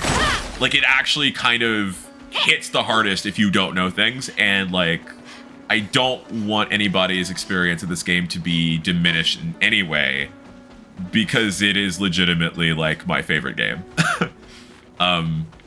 So there's that. Let's see. Okay, no, I've already been this way. I'm tripping. But yeah, highly recommend going into it as blind as you can be. Okay. Also, again, apologies to anybody who's watching and being like, you're going around in circles. Like I said a little earlier on stream, Nice. I've been doing this thing where I'm recognizing that if I plan to stream, I inevitably manage to psych myself out, and then I don't do it, because, like, some routine-oriented thing or another clashes with it, and then I end up finding myself, like, in a position to sit there and, like, wait for a good time for stream to start, and then somebody else starts streaming, and then I go and I'm like, well, I want to watch the stream, and then that happens, or, like, I wait too long and it comes up on, like, dinner time, and I'm like, well, I need to eat, and then something else happens, and it's like, well, I need to do this. So I've started doing this thing where I stream on a whim, and where even if I'm tired, I sort of just let myself do it anyway. And today, the Monday that gamble paid off really well. I had, like, that tired, goofy energy on Monday that, like, made me really energetic. Today, the gamble has not paid off at all. Entrapped in stone. Quite the situation I'm in, right? If you don't say something in the next few seconds, I shall knock myself to sleep. I forgot about that. Good night, then, is such a... I do not exactly know, but I can certainly guess. It has to do with the mistress. Perhaps you could tell us a little bit more? Oh, you want to know more? Just a moment. I'm wondering what I could ask in exchange. I try to keep a schedule, but real life keeps happening. Even watching can be difficult since 2 streamers hopped on right as I was stepping out for a walk. I feel that. No, that's the thing I keep running it. Dude, every night, it never fails. Every night, like, 5 people go live at the same time, and I want to be in all 5 places at once. But, like, Twitch has recently done this thing where, like, the amount of people you can lurk has gotten smaller. So, like, even if I'm actively listening to 5 tabs, I think it only counts 2 of them. And I'm like, dude, I actually do listen. Like, I am of the weird type where, yes, I get overwhelmed by sensory stuff, but I also am sensory seeking. And one of the things that I do is I have, like, 3 tabs up at once, and I'm listening, and I'm actually parsing the individual things that are happening in all 3 tabs. And it's like, well, like, even watching things the way that I legitimately do now no longer counts for anything for one of those people. It sucks. Yeah, on 2 channels at once right now, I feel it. A poor threat, sadly. In my weakened, incomplete state, anything could kill me at this point. The others, they possess shiny, glimmering rocks, glistening on their back. Why I lack the same luster, I do not know, but it maddens me. We could potentially help you with that. I hope you can. The cavern might be your best bet. If you could find 3 of those lustrous rocks, oh, it will be, or I will be magnificent. Okay. Getting a little closer. Still a little ways off from spoilerific territory. I'm gonna try to find these 3 rocks for this fella. First, let's do some maintenance, because I think I can maybe get an ability for... Okay. Lune can pump a little bit more into agility. Oh, you know what I need to do? I need to recoat... No. I need to recoat Ciel. There we are. I think that's how I want to arrange things right now. For Ciel, luck is pretty good. Critical rate going up is a really nice thing to have. Is there anybody who actually... No, nobody has enough points to actually get anything. How am I in terms of HP? Everybody's looking good. Man, frame rate is tanking real bad in here, unfortunately. Okay, so we're gonna go this way. I get the strong feeling that I could probably fall and just like do that instead of doing what I'm doing, but what I'm doing right now is smarter.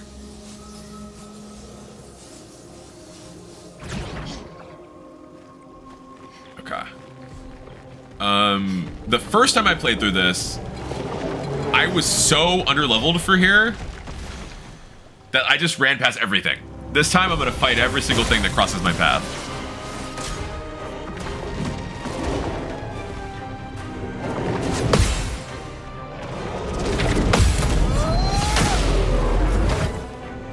A little less, a little more underwhelming when it happens to a shield.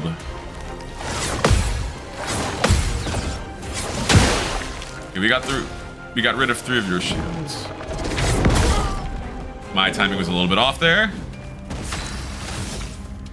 Okay, so and you. That'll leave me with enough points to still maybe take you out in one go. Not quite one hit, but close. And then Phantom Blade will finish the job for sure.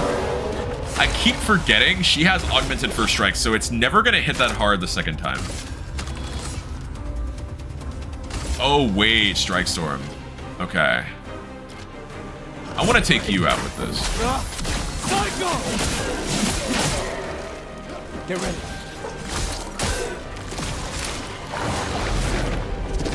Nope. That delay was a lot longer than I thought it was gonna be.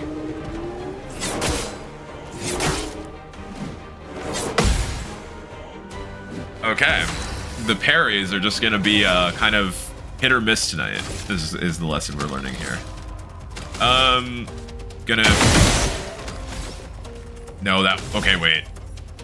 I shot one less time than I thought I did. That works too, I guess. I was gonna aim for the cultist, but whatever. Oh, I thought that took it out. Alright. We're chilling. This is fine. Everything's good. Okay, you have to hit these in order to get them. That's what I was doing wrong. Where is that hex guy that I ran past? That's my question.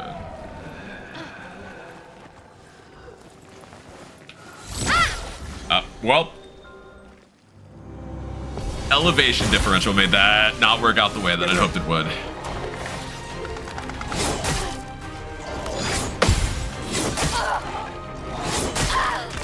Well. On me.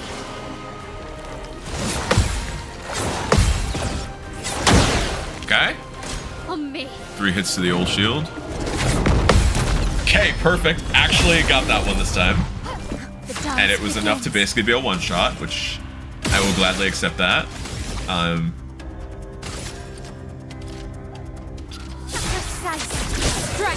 That other guy is a flying enemy, so I'm pretty sure I need to shoot. Oh, Ciel feels right at home now with the other 2. Also, now Energizing Start 1 and 3 are available for everybody as Luminous, so I'm gonna put those on everybody that I can. So, Energizing Start 1. Is there anything I can take off? Oh, Energizing Start 3 is gonna take a little bit of doing. I don't really do that many base attacks as Mael. I'll take off Dodger, because I don't really dodge a whole lot. And I'll put on Energizing Start 3. Gustav. Energizing Start 1. Take off Dodger.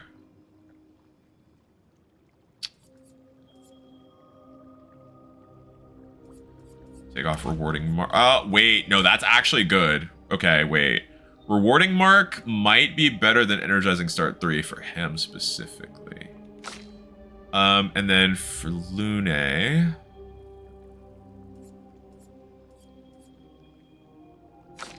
No, I think this is good. I think this is okay. I think this is an okay setup here. Oh God. Let's see what we're doing. Useful. So I've been that way. I've been... Okay. I think I remember where this leads. This leads down to a special fight, if I remember correctly. I think? Maybe? I might be tripping.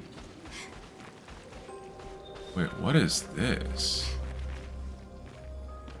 Oh, no. Okay, I remember what this is. I should have known better than to think I could platform like this. But I'm going to, of course, give it another college try. I think this is one of the things. I think this is the thing I thought I was moving toward. So let's go here. So this is a fight that's worth doing for sure, for sure.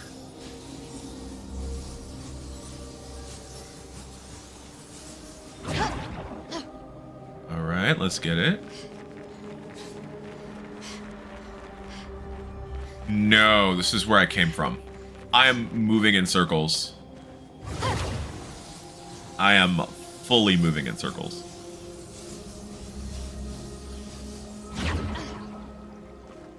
Okay.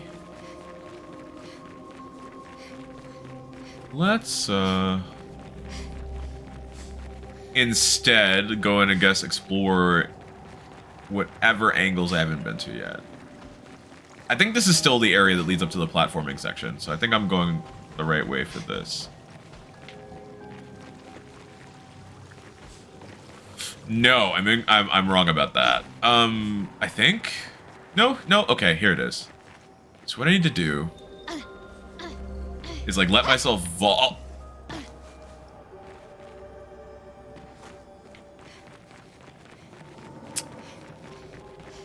If you think you saw that happen, no, you didn't. You saw nothing. You didn't see it. You didn't see a damn thing, all right?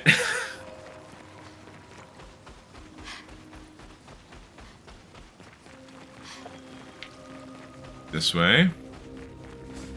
I probably shouldn't push my luck with this, but I know that that thing over there looks like a Picto.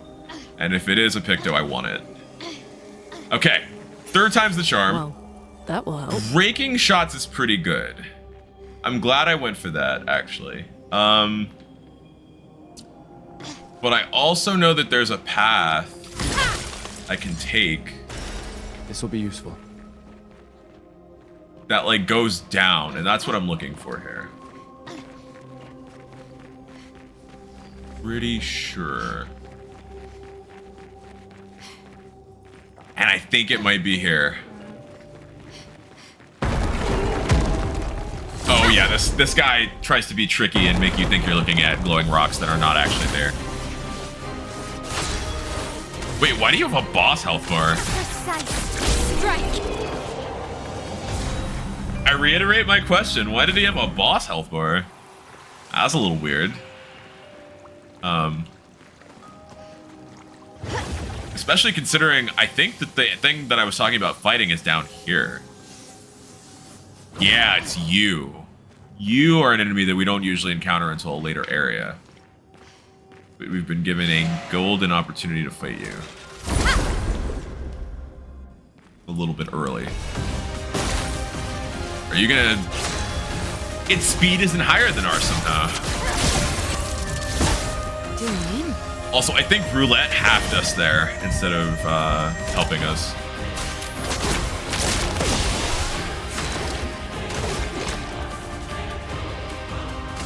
I'm gonna use Shatter instead of Storm Strike. Just to Gold Chevalier.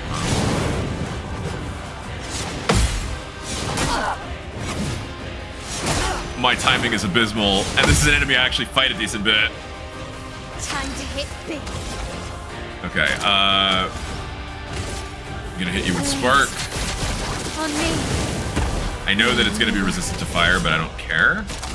And then Phantom Blade. Alright, pretty good damage here. I'm just gonna hit you with a normal. I'm just gonna hit you with my hand here.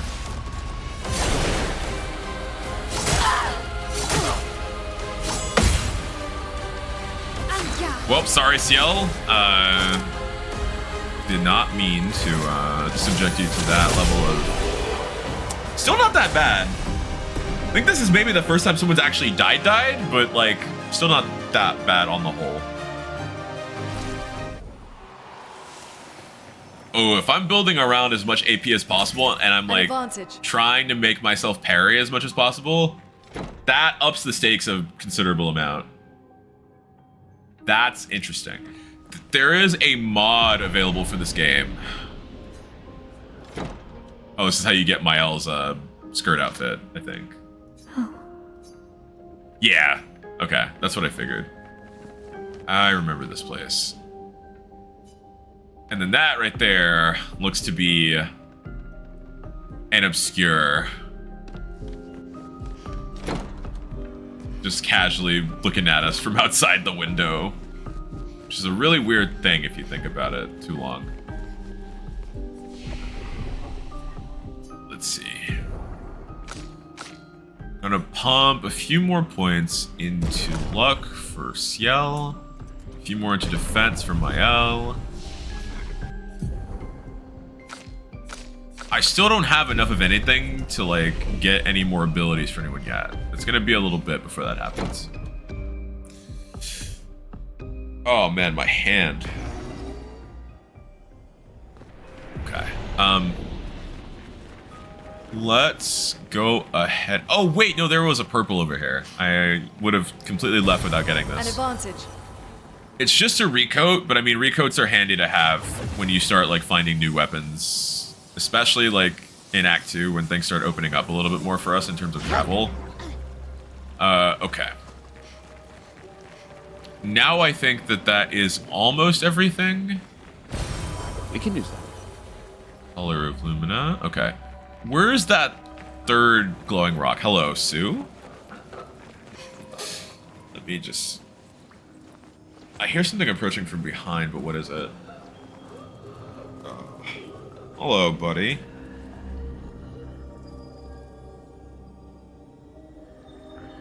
Say hi to chat.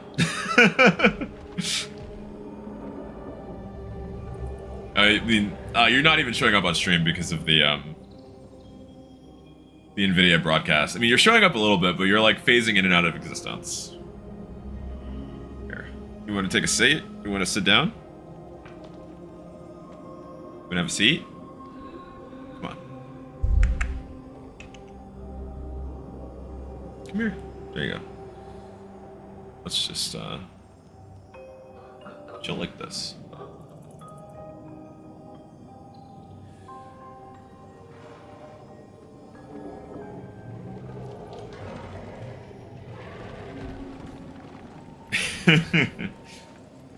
For those of you who are unfamiliar with tiramisu, this is my cat of 6 years as of like... Fun fact, she was adopted on Black Friday. Yeah, like almost 6 years ago. And is named Tiramisu because like tiramisu. Like, just take a good look at her, you know?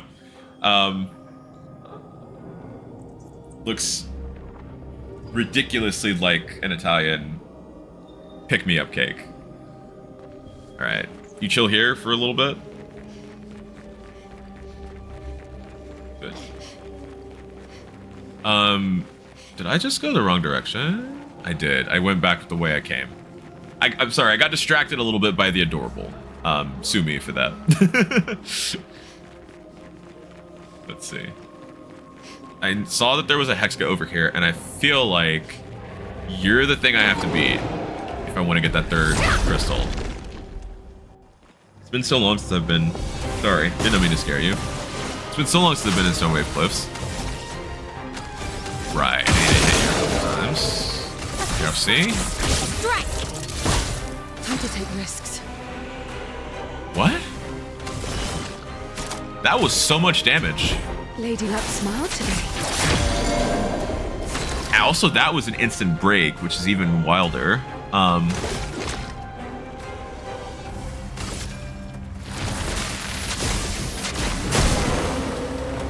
me. Okay, then you're gonna hurt yourself in order to hurt us. I fumbled that. pretty hard, not gonna lie.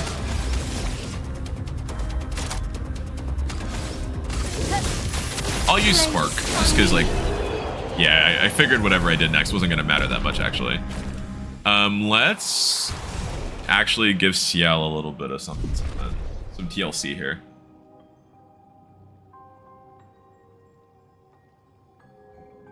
All right.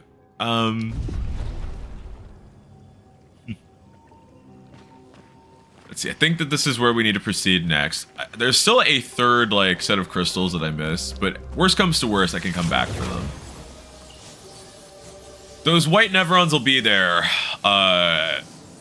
even if we sort of advance things past a point of no return. So, well, there are not really points of no return, I should say. Wait, suit. Do be careful about going up on the desk. There we go. And then, looking at here. No, I keep going back to the start somehow. Let's go back down.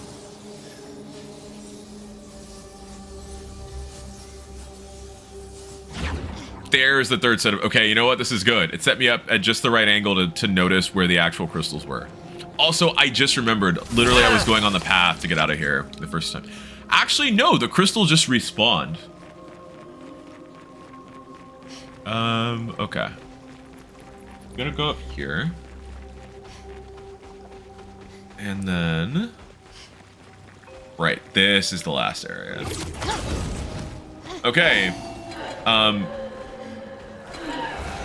Oh shit, I didn't even see that enemy.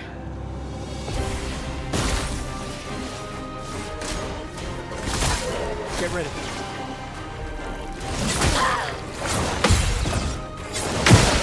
Cool. Perfect, perfect. Can I parry all three of them on this one?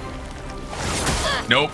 Timing is horrifically off. Get ready.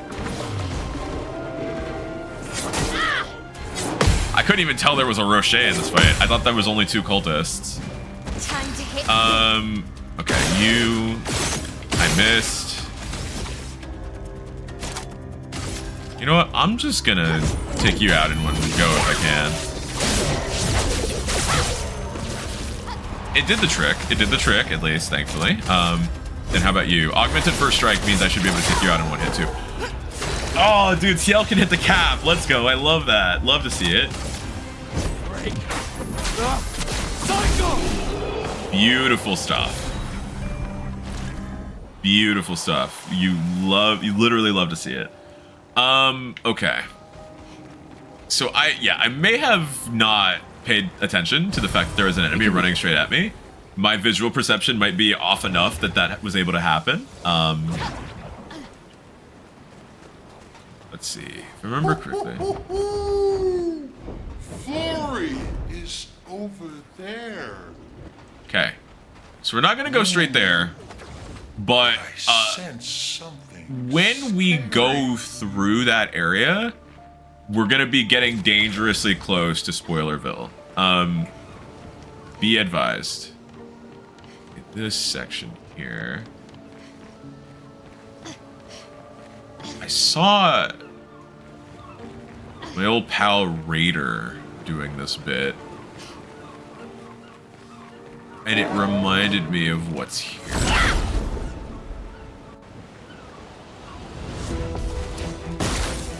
Because I had completely forgotten this whole section existed. I would have probably run past it. Okay. So what we're gonna do, there's three of you, right? And each of you will get one shot by whatever I do on my first turn.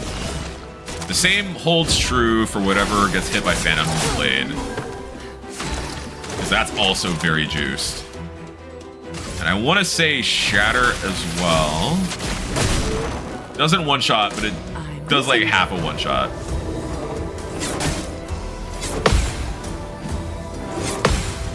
Okay. The dance begins. Would have been real sick if I could have landed all three of those. But like, you know. Things don't always go the way you want them to. Okay. Beautiful stuff. I think there's something behind here. Maybe no, I'm thinking of someplace else.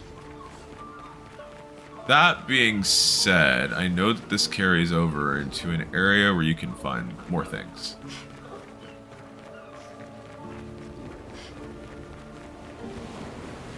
Right? Or does it just take us back here? Interesting. Okay. Cool. Is this the same building I just descended from, or is this... It is. Okay. So that was very much not the answer, seemingly. This is interesting, What have though. we here? I will gladly take a revive tent shard from anybody so kind to offer one. But I think that's everything down here.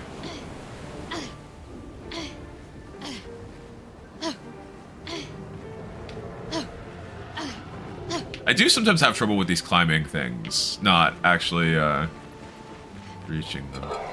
Oh, wait, shit. Oh, I hit the wrong button. I got a little cat hair in my mouth. I hit the wrong button there. I was trying to... What was I trying to do?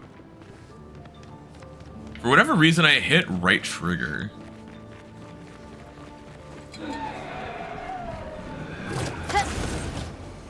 I don't know why my muscle memory tried to get me to do that. Enfeebling mark isn't that bad. Another cultist?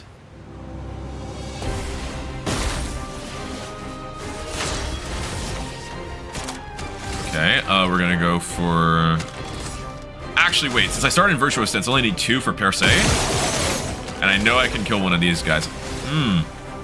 I can go after both of them, actually. Yeah, let's go. And then... Bam! Love an efficient cleanup here. You love to see it. Okay. So you got a recoat, and then this should lead down. This little spot. Is that...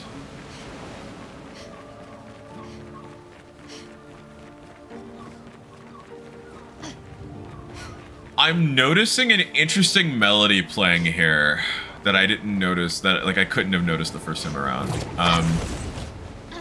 And I'm not sure what to make of it, but if you've played the game once before and you're hearing what I'm hearing, then you know what I'm talking about. A little piano melody that now is ringing some bells for me.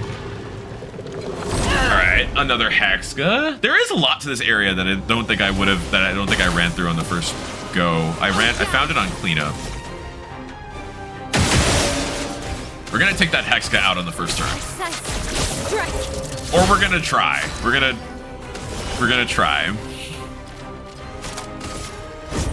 Lady looks smart today. We are gonna take this cultist out on the first turn though. And then Gustav, I want you to shatter everybody.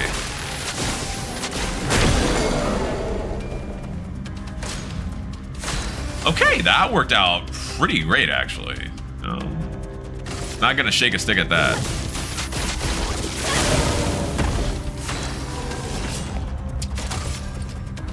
I'm gonna use this on you, because you're not gonna benefit from Augmented First Strike anymore.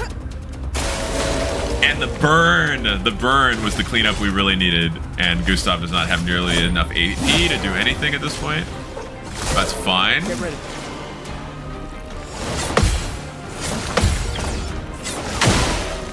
Cool, perfect. And then literally I think all we have to do is shoot you twice. And that's it. Beautiful stuff.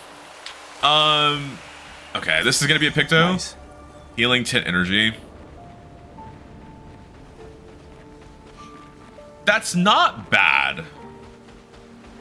It's not gonna see a lot of use at this point, but it's not bad.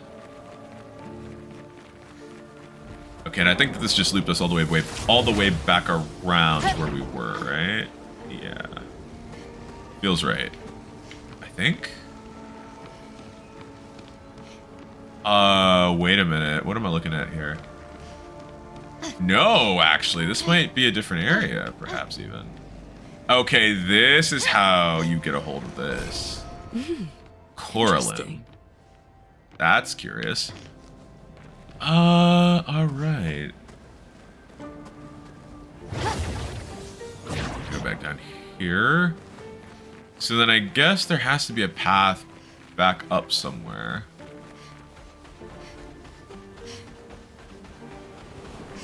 Also, I think... Okay, I already went down that way.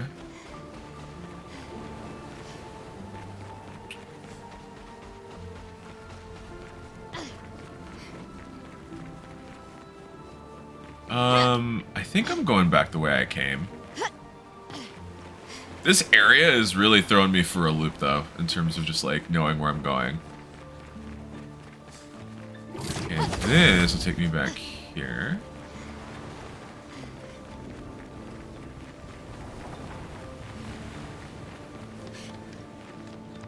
Did I already go up here?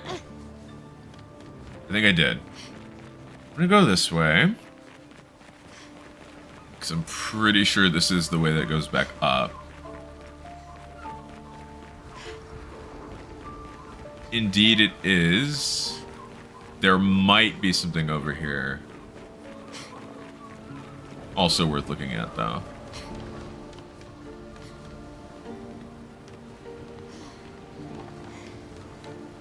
Oh, an expedition flag. Beautiful. Flooded buildings. Why do... I was gonna say, would I get the feeling there might be like a chromatic Nevron or something here, but no, I know that there's not one. Can I leap? It would seem not. It would seem there's no leaping.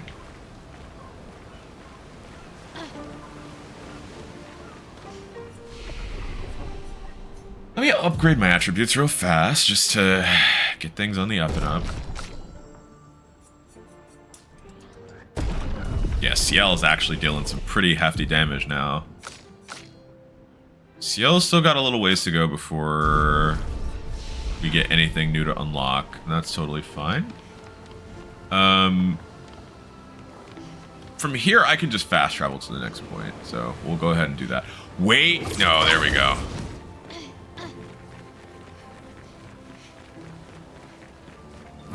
And then this brings us back to here. Okay. So, for those of you who are, like, sort of waiting for, like, the queue to know that there's, like, spoilers, we are coming up on what will be a major boss. If you're okay with seeing bosses, you're not worried about, like, you know, gameplay stuff, that's fine. Also, we're in ads, so let me go ahead and type it out.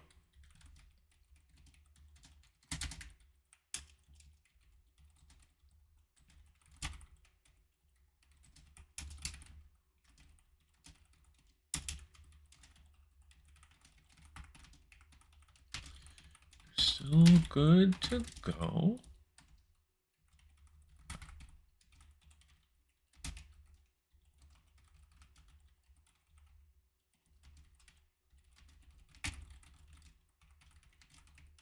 Okay, and then I'm gonna pin this just so that's there.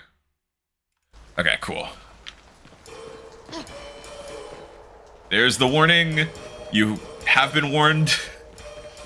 I should probably make that manually unpinned, just so that it doesn't, like... I doubt the thing that's going to happen is going to take, like, more than 20 minutes, but in the event that it does, I don't want anybody getting, like, accidentally thrown headlong into something they didn't want to see.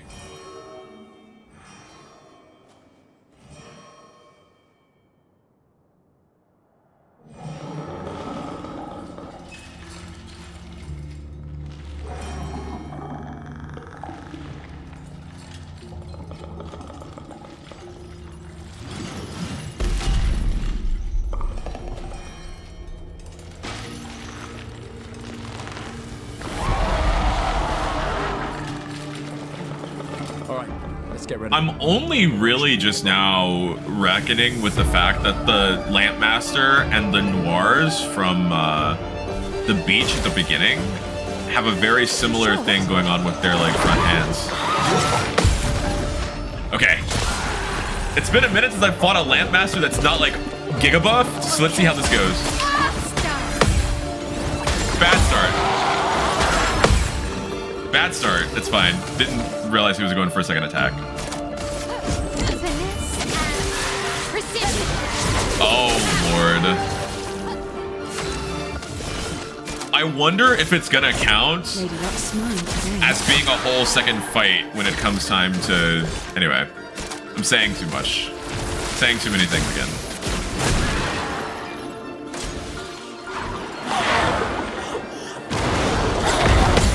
Okay. Got that counter. Feeling good about that. Get ready. The first light attack always catches me off guard.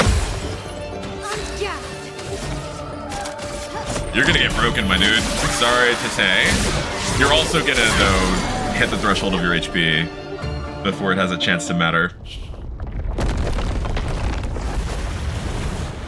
This is going so much smoother the second time around than it did. Like, I had to go up against Lampmaster a few times the first time. I died quite a bit here. See any stones?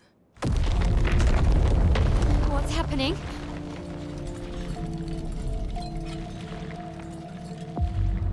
Misfortune. Alright. Get ready for phase 2. You're gonna start off. Oh!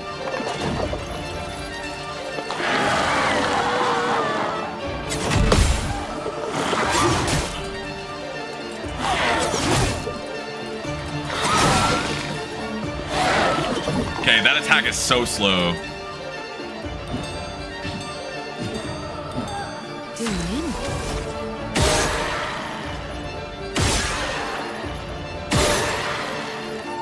Okay. Shit. Well, whatever. Very nice. Let's see. Can't do anything with Gustav either this turn. On me. Oh, that's a jump? I forgot about that attack entirely.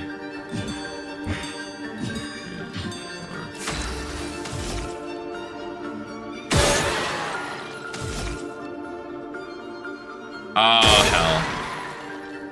Oh, wait.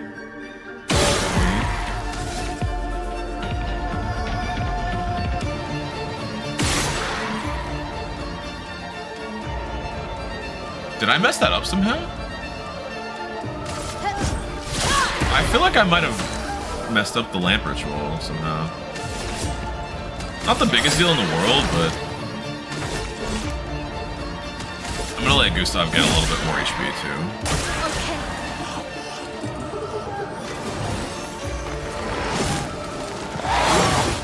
Okay, that one I knew the timing for.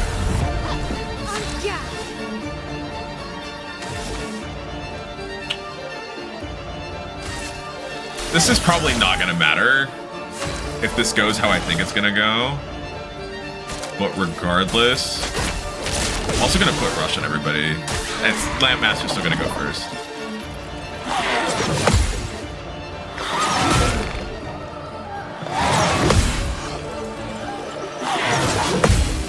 Okay, 3 out of 4 ain't bad. 1, 2, 3, 4. 1, 2, 3, 4. 1, 2,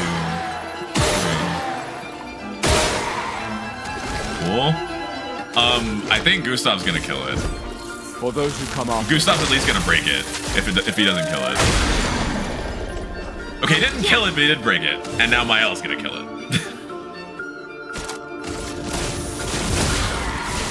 Here we go. Nope. CL is gonna kill it. All right.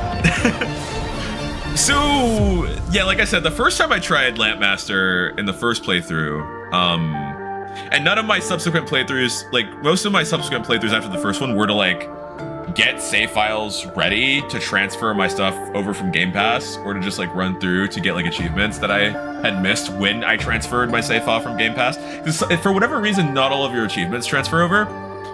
I had to get the watch a cutscene at camp one, so I've done 3 playthroughs at least up to like a certain part of the beginning, but none of the subsequent ones made it up to here. So this is my second time going up against Story Lampmaster.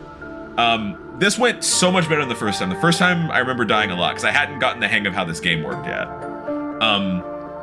Anywho, for those of you who do not want story spoilers, this is the time to shut your eyes. You know, I will, yeah, like, stop listening, stop looking, turn away. Like, I'll even update the pinned message real quick. Hold on, I'll unpin it.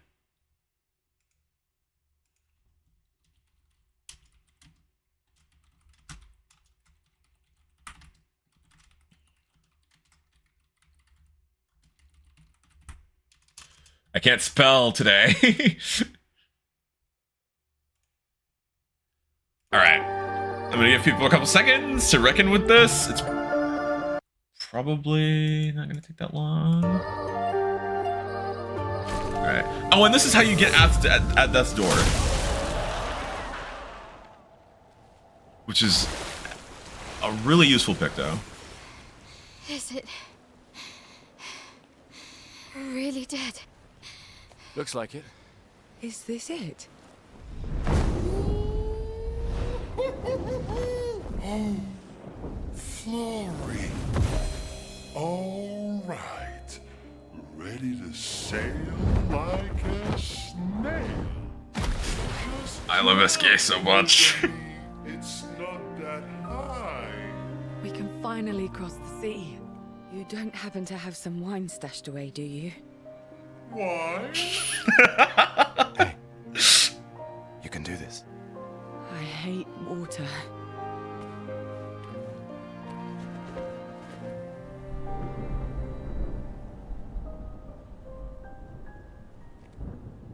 She doesn't seem that far now, does she?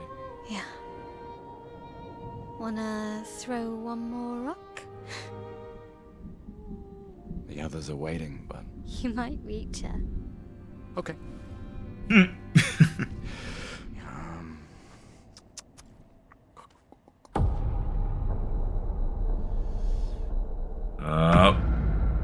Y'all know what that means? That noise? Ooh, what about that one? The sound of a cane hitting the rocks. Does it really matter?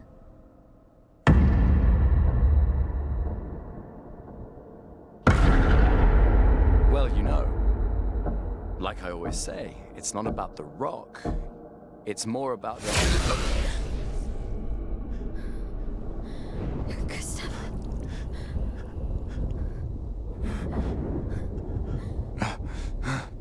Run. Run.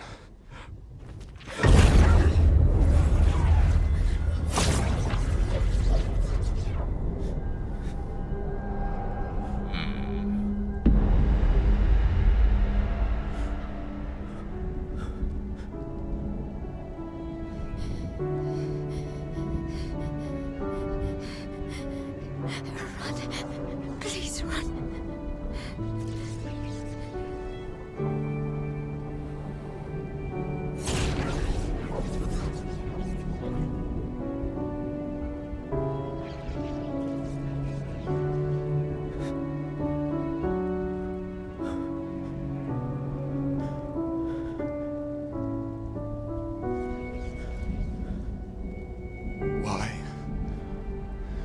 Why are you doing this?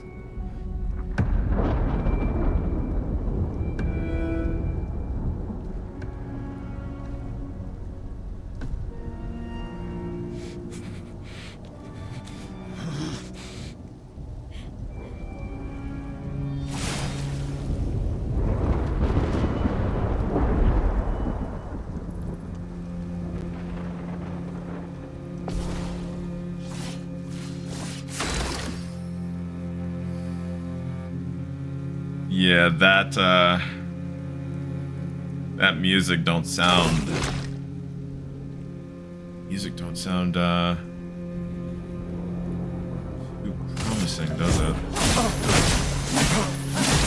It's more of a drone. We've done nothing to you. We should be on the same side.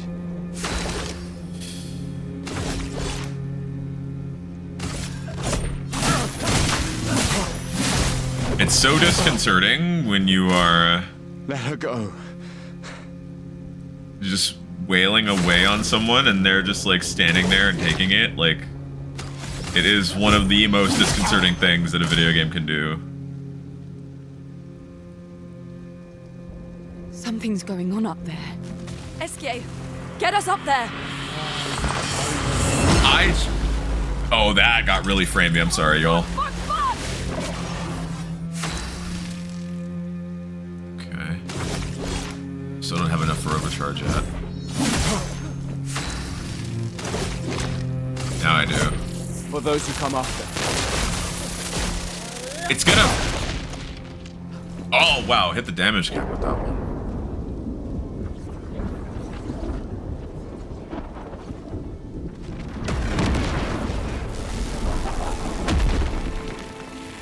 Top 10 most Promethean moments in video games. The way that specific like scene emphasizes that camera angle of him like harnessing the lightning from the heavens, it's like one of my favorite shots. Victory.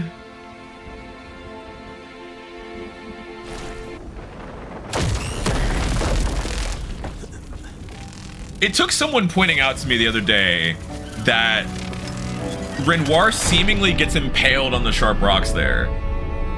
And that maybe this is actually meant to be more of a hope spot than it seems like, even though the music, I think, is the tell that something like not so hot it's about to happen, right? Yeah, okay, he is impaled on that rock. I didn't catch that. None of the times I've seen this scene have I caught that before. For those who come after. So it is kind of meant to be a little bit of a hope spot. It's also just like a really dark scene. Let me shut up. I'm talking over it. No. You promised!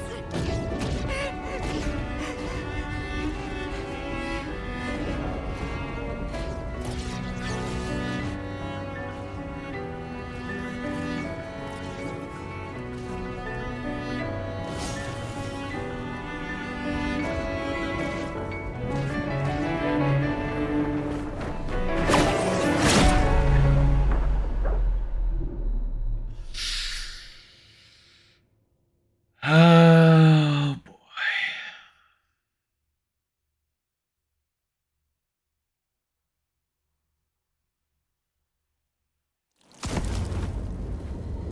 No.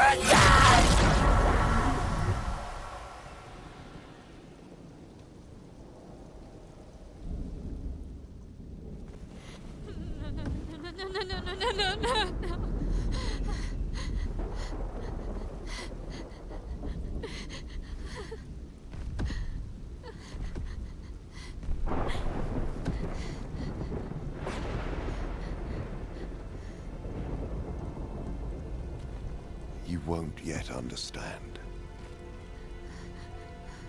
But this is a kindness, not a cruelty.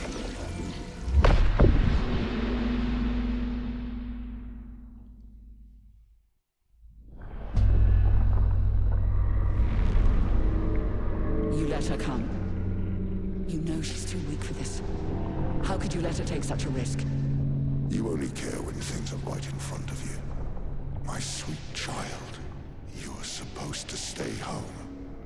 I told you not to worry. But since you're here now, just stay put. What are you saying? You must go home, now. This does not involve you. When this is over, we'll go home together. No!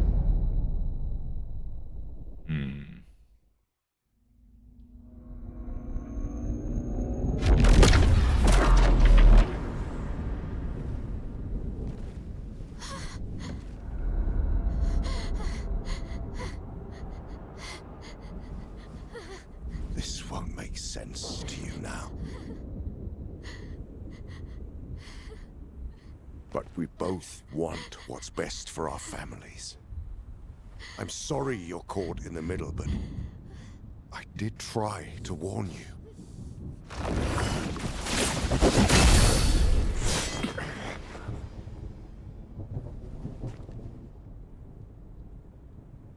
It's been a while.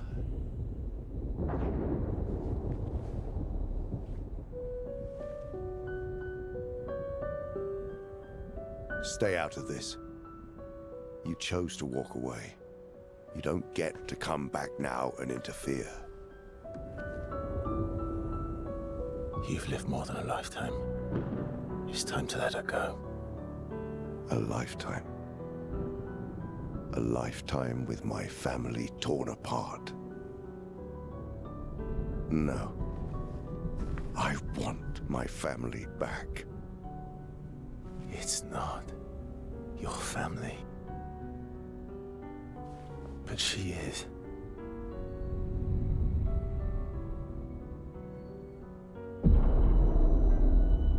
You would use her.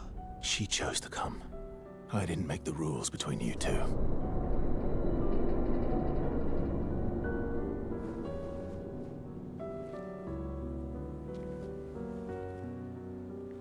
Hey. You all right? It's okay. I'll handle things here.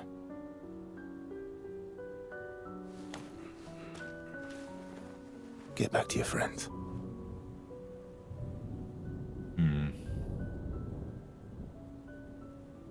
Go.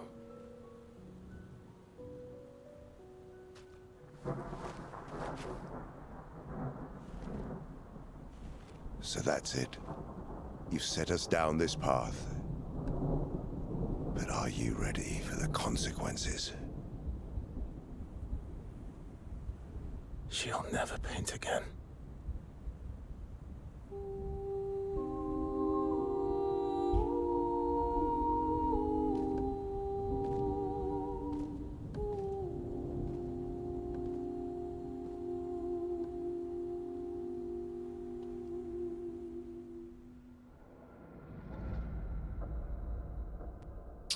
I think there's still a little bit more.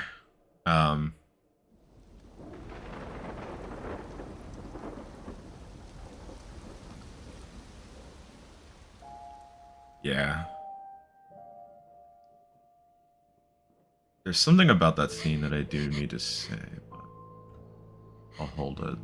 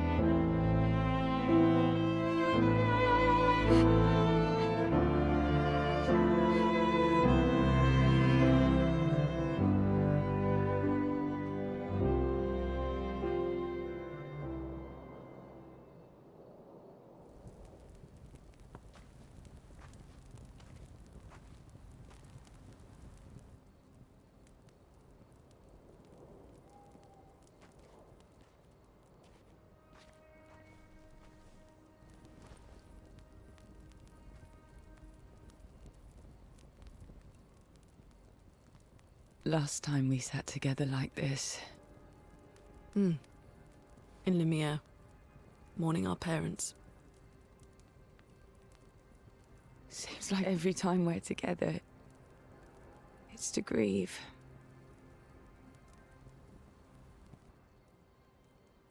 I wish we could have spent more time in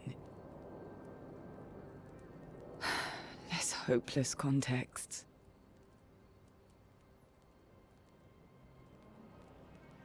The plan doesn't change. We aim for the monolith. We keep heading north. With SKA's help, we can make it. But we lost the Lumina converter, so... It's okay, we can think about that later. All the backups were destroyed by that man, but Expedition 32 will bring more. Their chances will be better. We need to prepare them. I should update our journals. Hey. It's okay.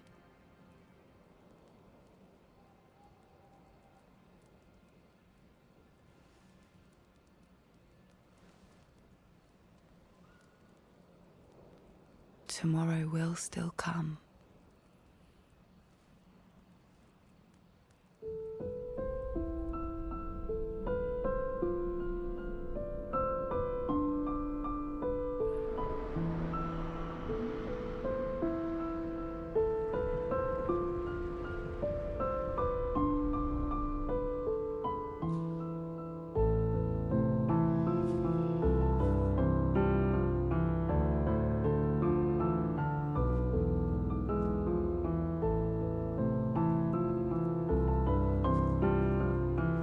Ciel. This seemed important.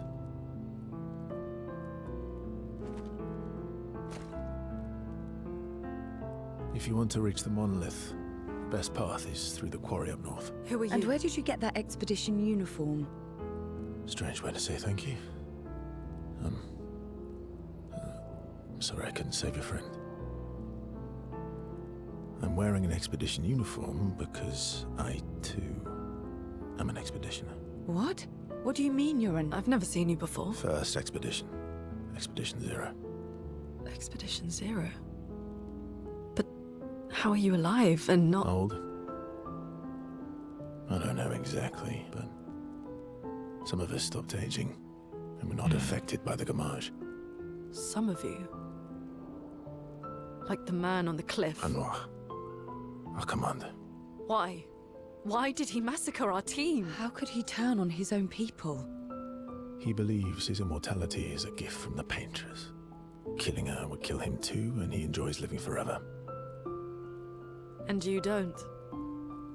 Burying everyone you know while you live on can weigh you down a bit.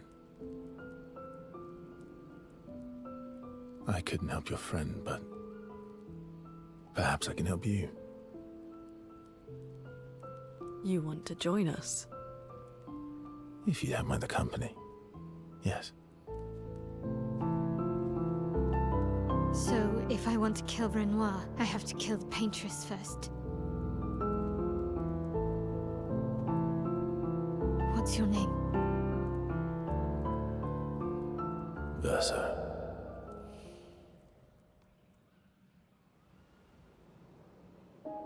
And that's the end of Act 1. So a really curious thing. I think that's it. I think we're getting thrown back to camp after this. And it might actually be a good place to call it, because I've got less than an hour left. But I want to take this time to, like, sort of go through some things that happened in the lead up to that whole, like, Lampmaster, Renoir situation, Gustav, right? And yeah, I guess the spoilers tag is, like, still useful here, because I am going to be talking about some things still that people would probably not be too happy to hear about before they play the game.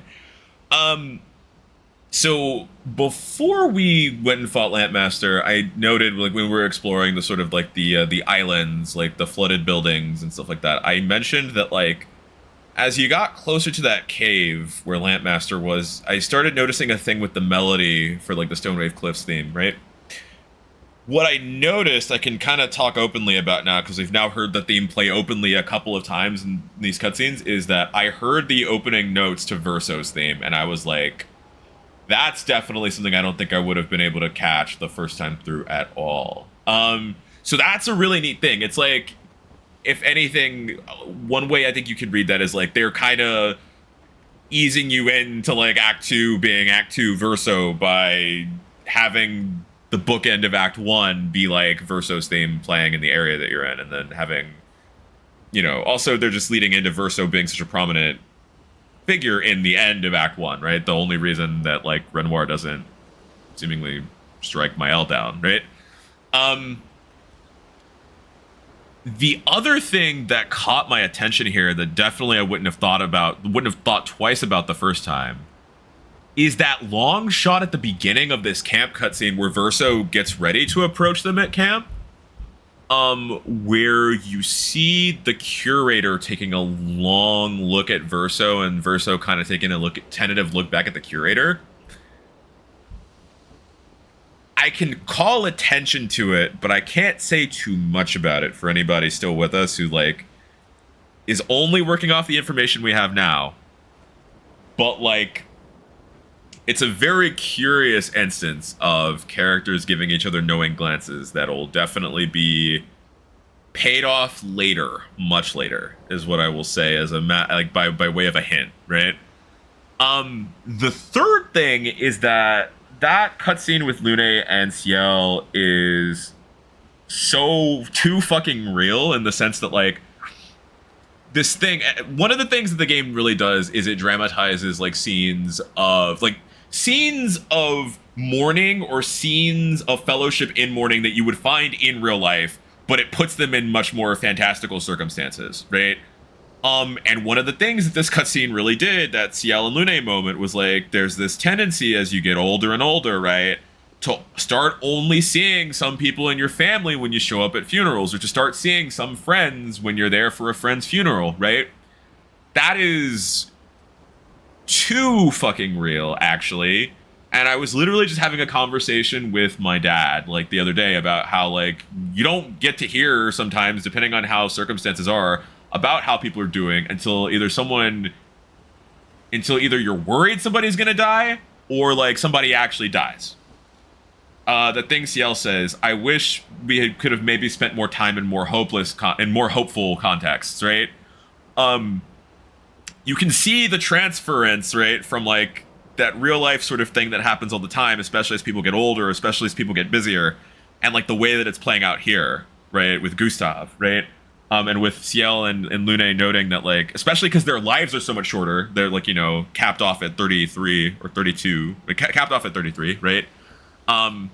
Like, this feeling of, like, getting close to the end of your time and only meeting each other in like, sort of hopeless contexts, right?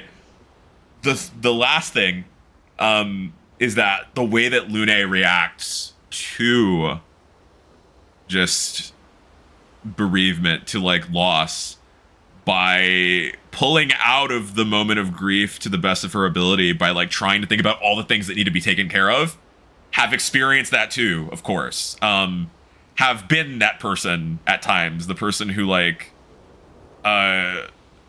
launches into problem-solving mode immediately when some bad shit happens, when somebody is, like, gone, and then, like, has to kind of pull oneself back into the mode of grieving so you don't, like, try to circumvent the grieving through the working. That is some of the most relatable shit, though, for someone whose mindset is, whose coping mechanism is to throw yourself into something else so that you don't feel the feelings, right?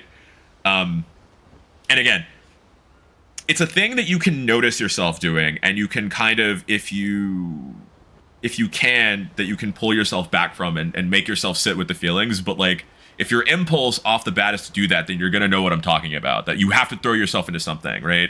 It's the person who ends up immediately making arrangements for things, right? It's the person who immediately starts making sure to check on everybody to let them know the news, you know, the person who calls anyway, I could go into great detail about this. But that being said, like, I love the way that this game handles all of this stuff. The way that there's so much of what you could call, like, transference between, like, the types of things that any of us will have experienced in a much less, like I said, like, a much less fantastical context in our own real lives, and then, like, sort of brings it into this context where the heightened, like, sort of dramatization of things and the heightened, like, sort of, like, course of events means that they can be brought together in such close proximity to each other, these kinds of moments, right? This is a game about melancholia and mourning, is like the thing I'm going to say off the bat.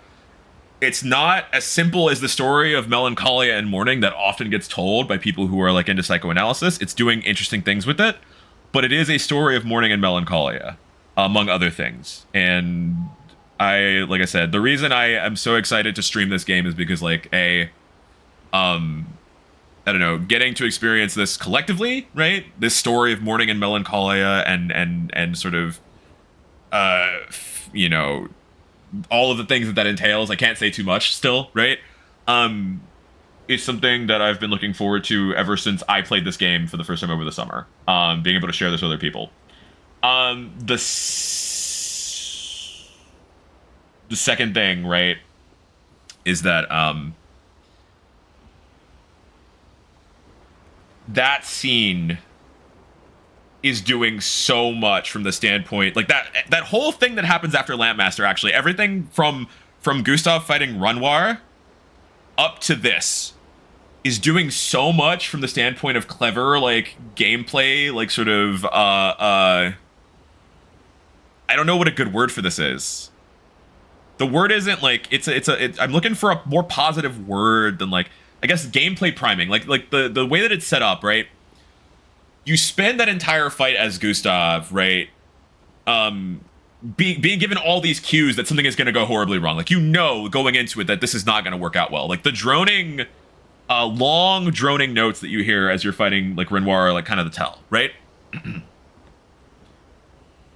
And at the same time, right, so much of what happens there is, like, you having been given all this time to get acquainted with Gustav, to sort of, to know Gustav, to identify with Gustav, to have Gustav be, like, the focalizing point, and, like, the vessel, basically, for your own, I guess, like, your you know, the vessel for the narrative that your little sort of, like, game, like, sort of, like, player sidecar has been attached to the whole time, right?